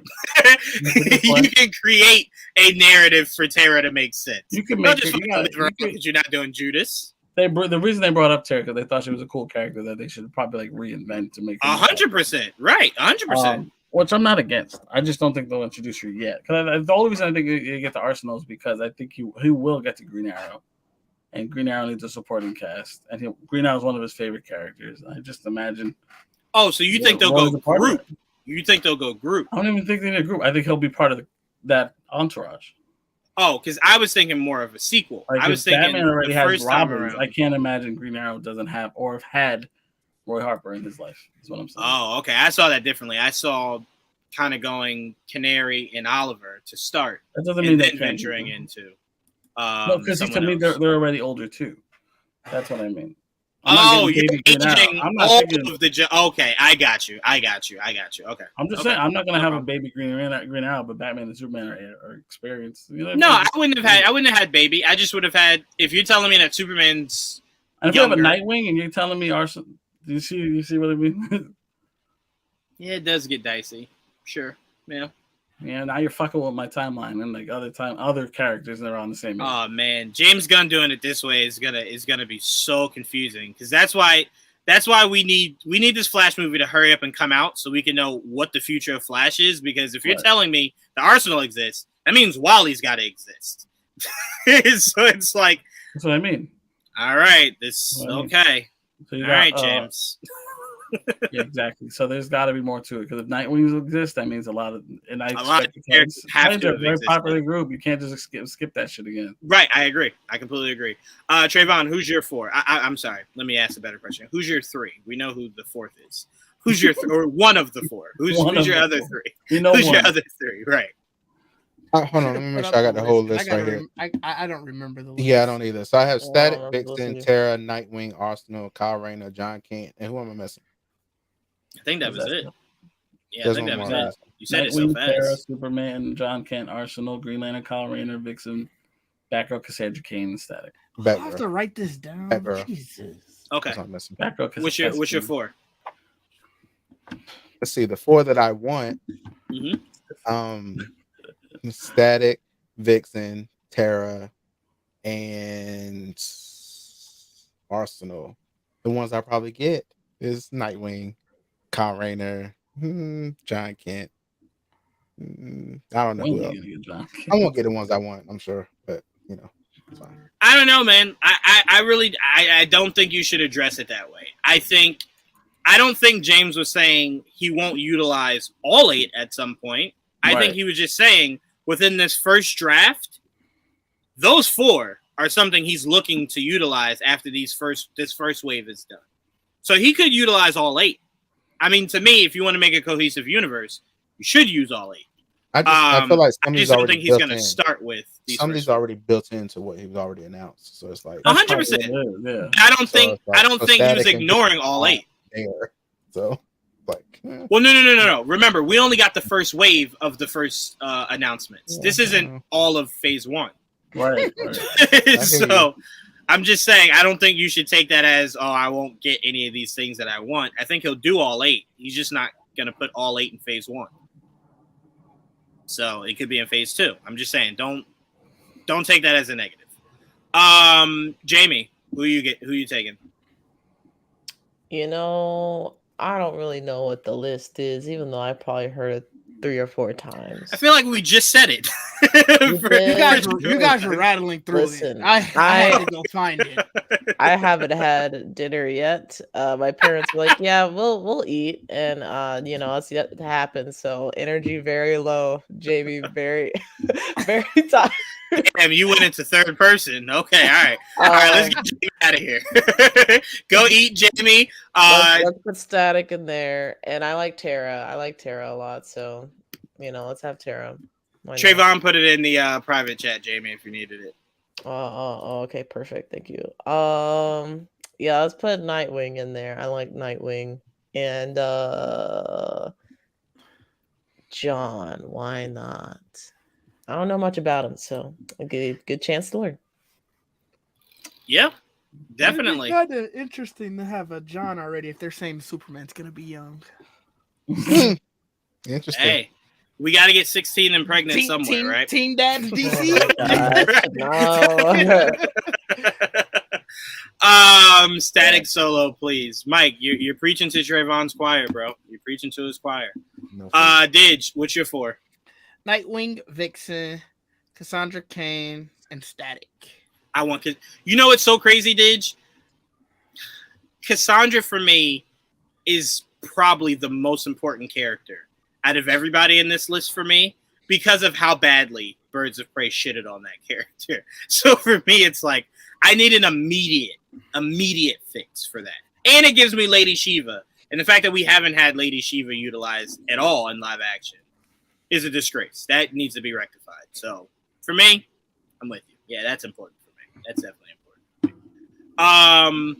But yeah, I mean, look, James being as open as he is definitely gives hope for a lot of people that want a lot of things from this DC universe. I just would say to you guys, as I say to Trayvon, just be patient. It will not all come out in one day. Just be patient. He's building a universe. Lies. Okay? All right, we're going to end on this comment here. The Real Housewives of JLA would be wild.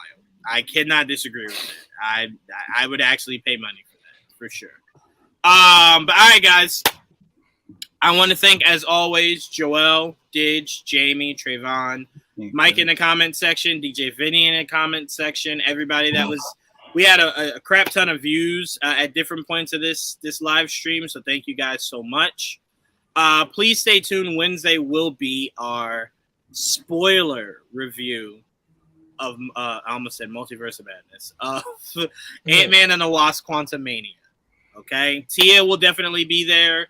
Had a few other people reach out saying that they wanted to be there. Tia got a chance to see it early. She loved it.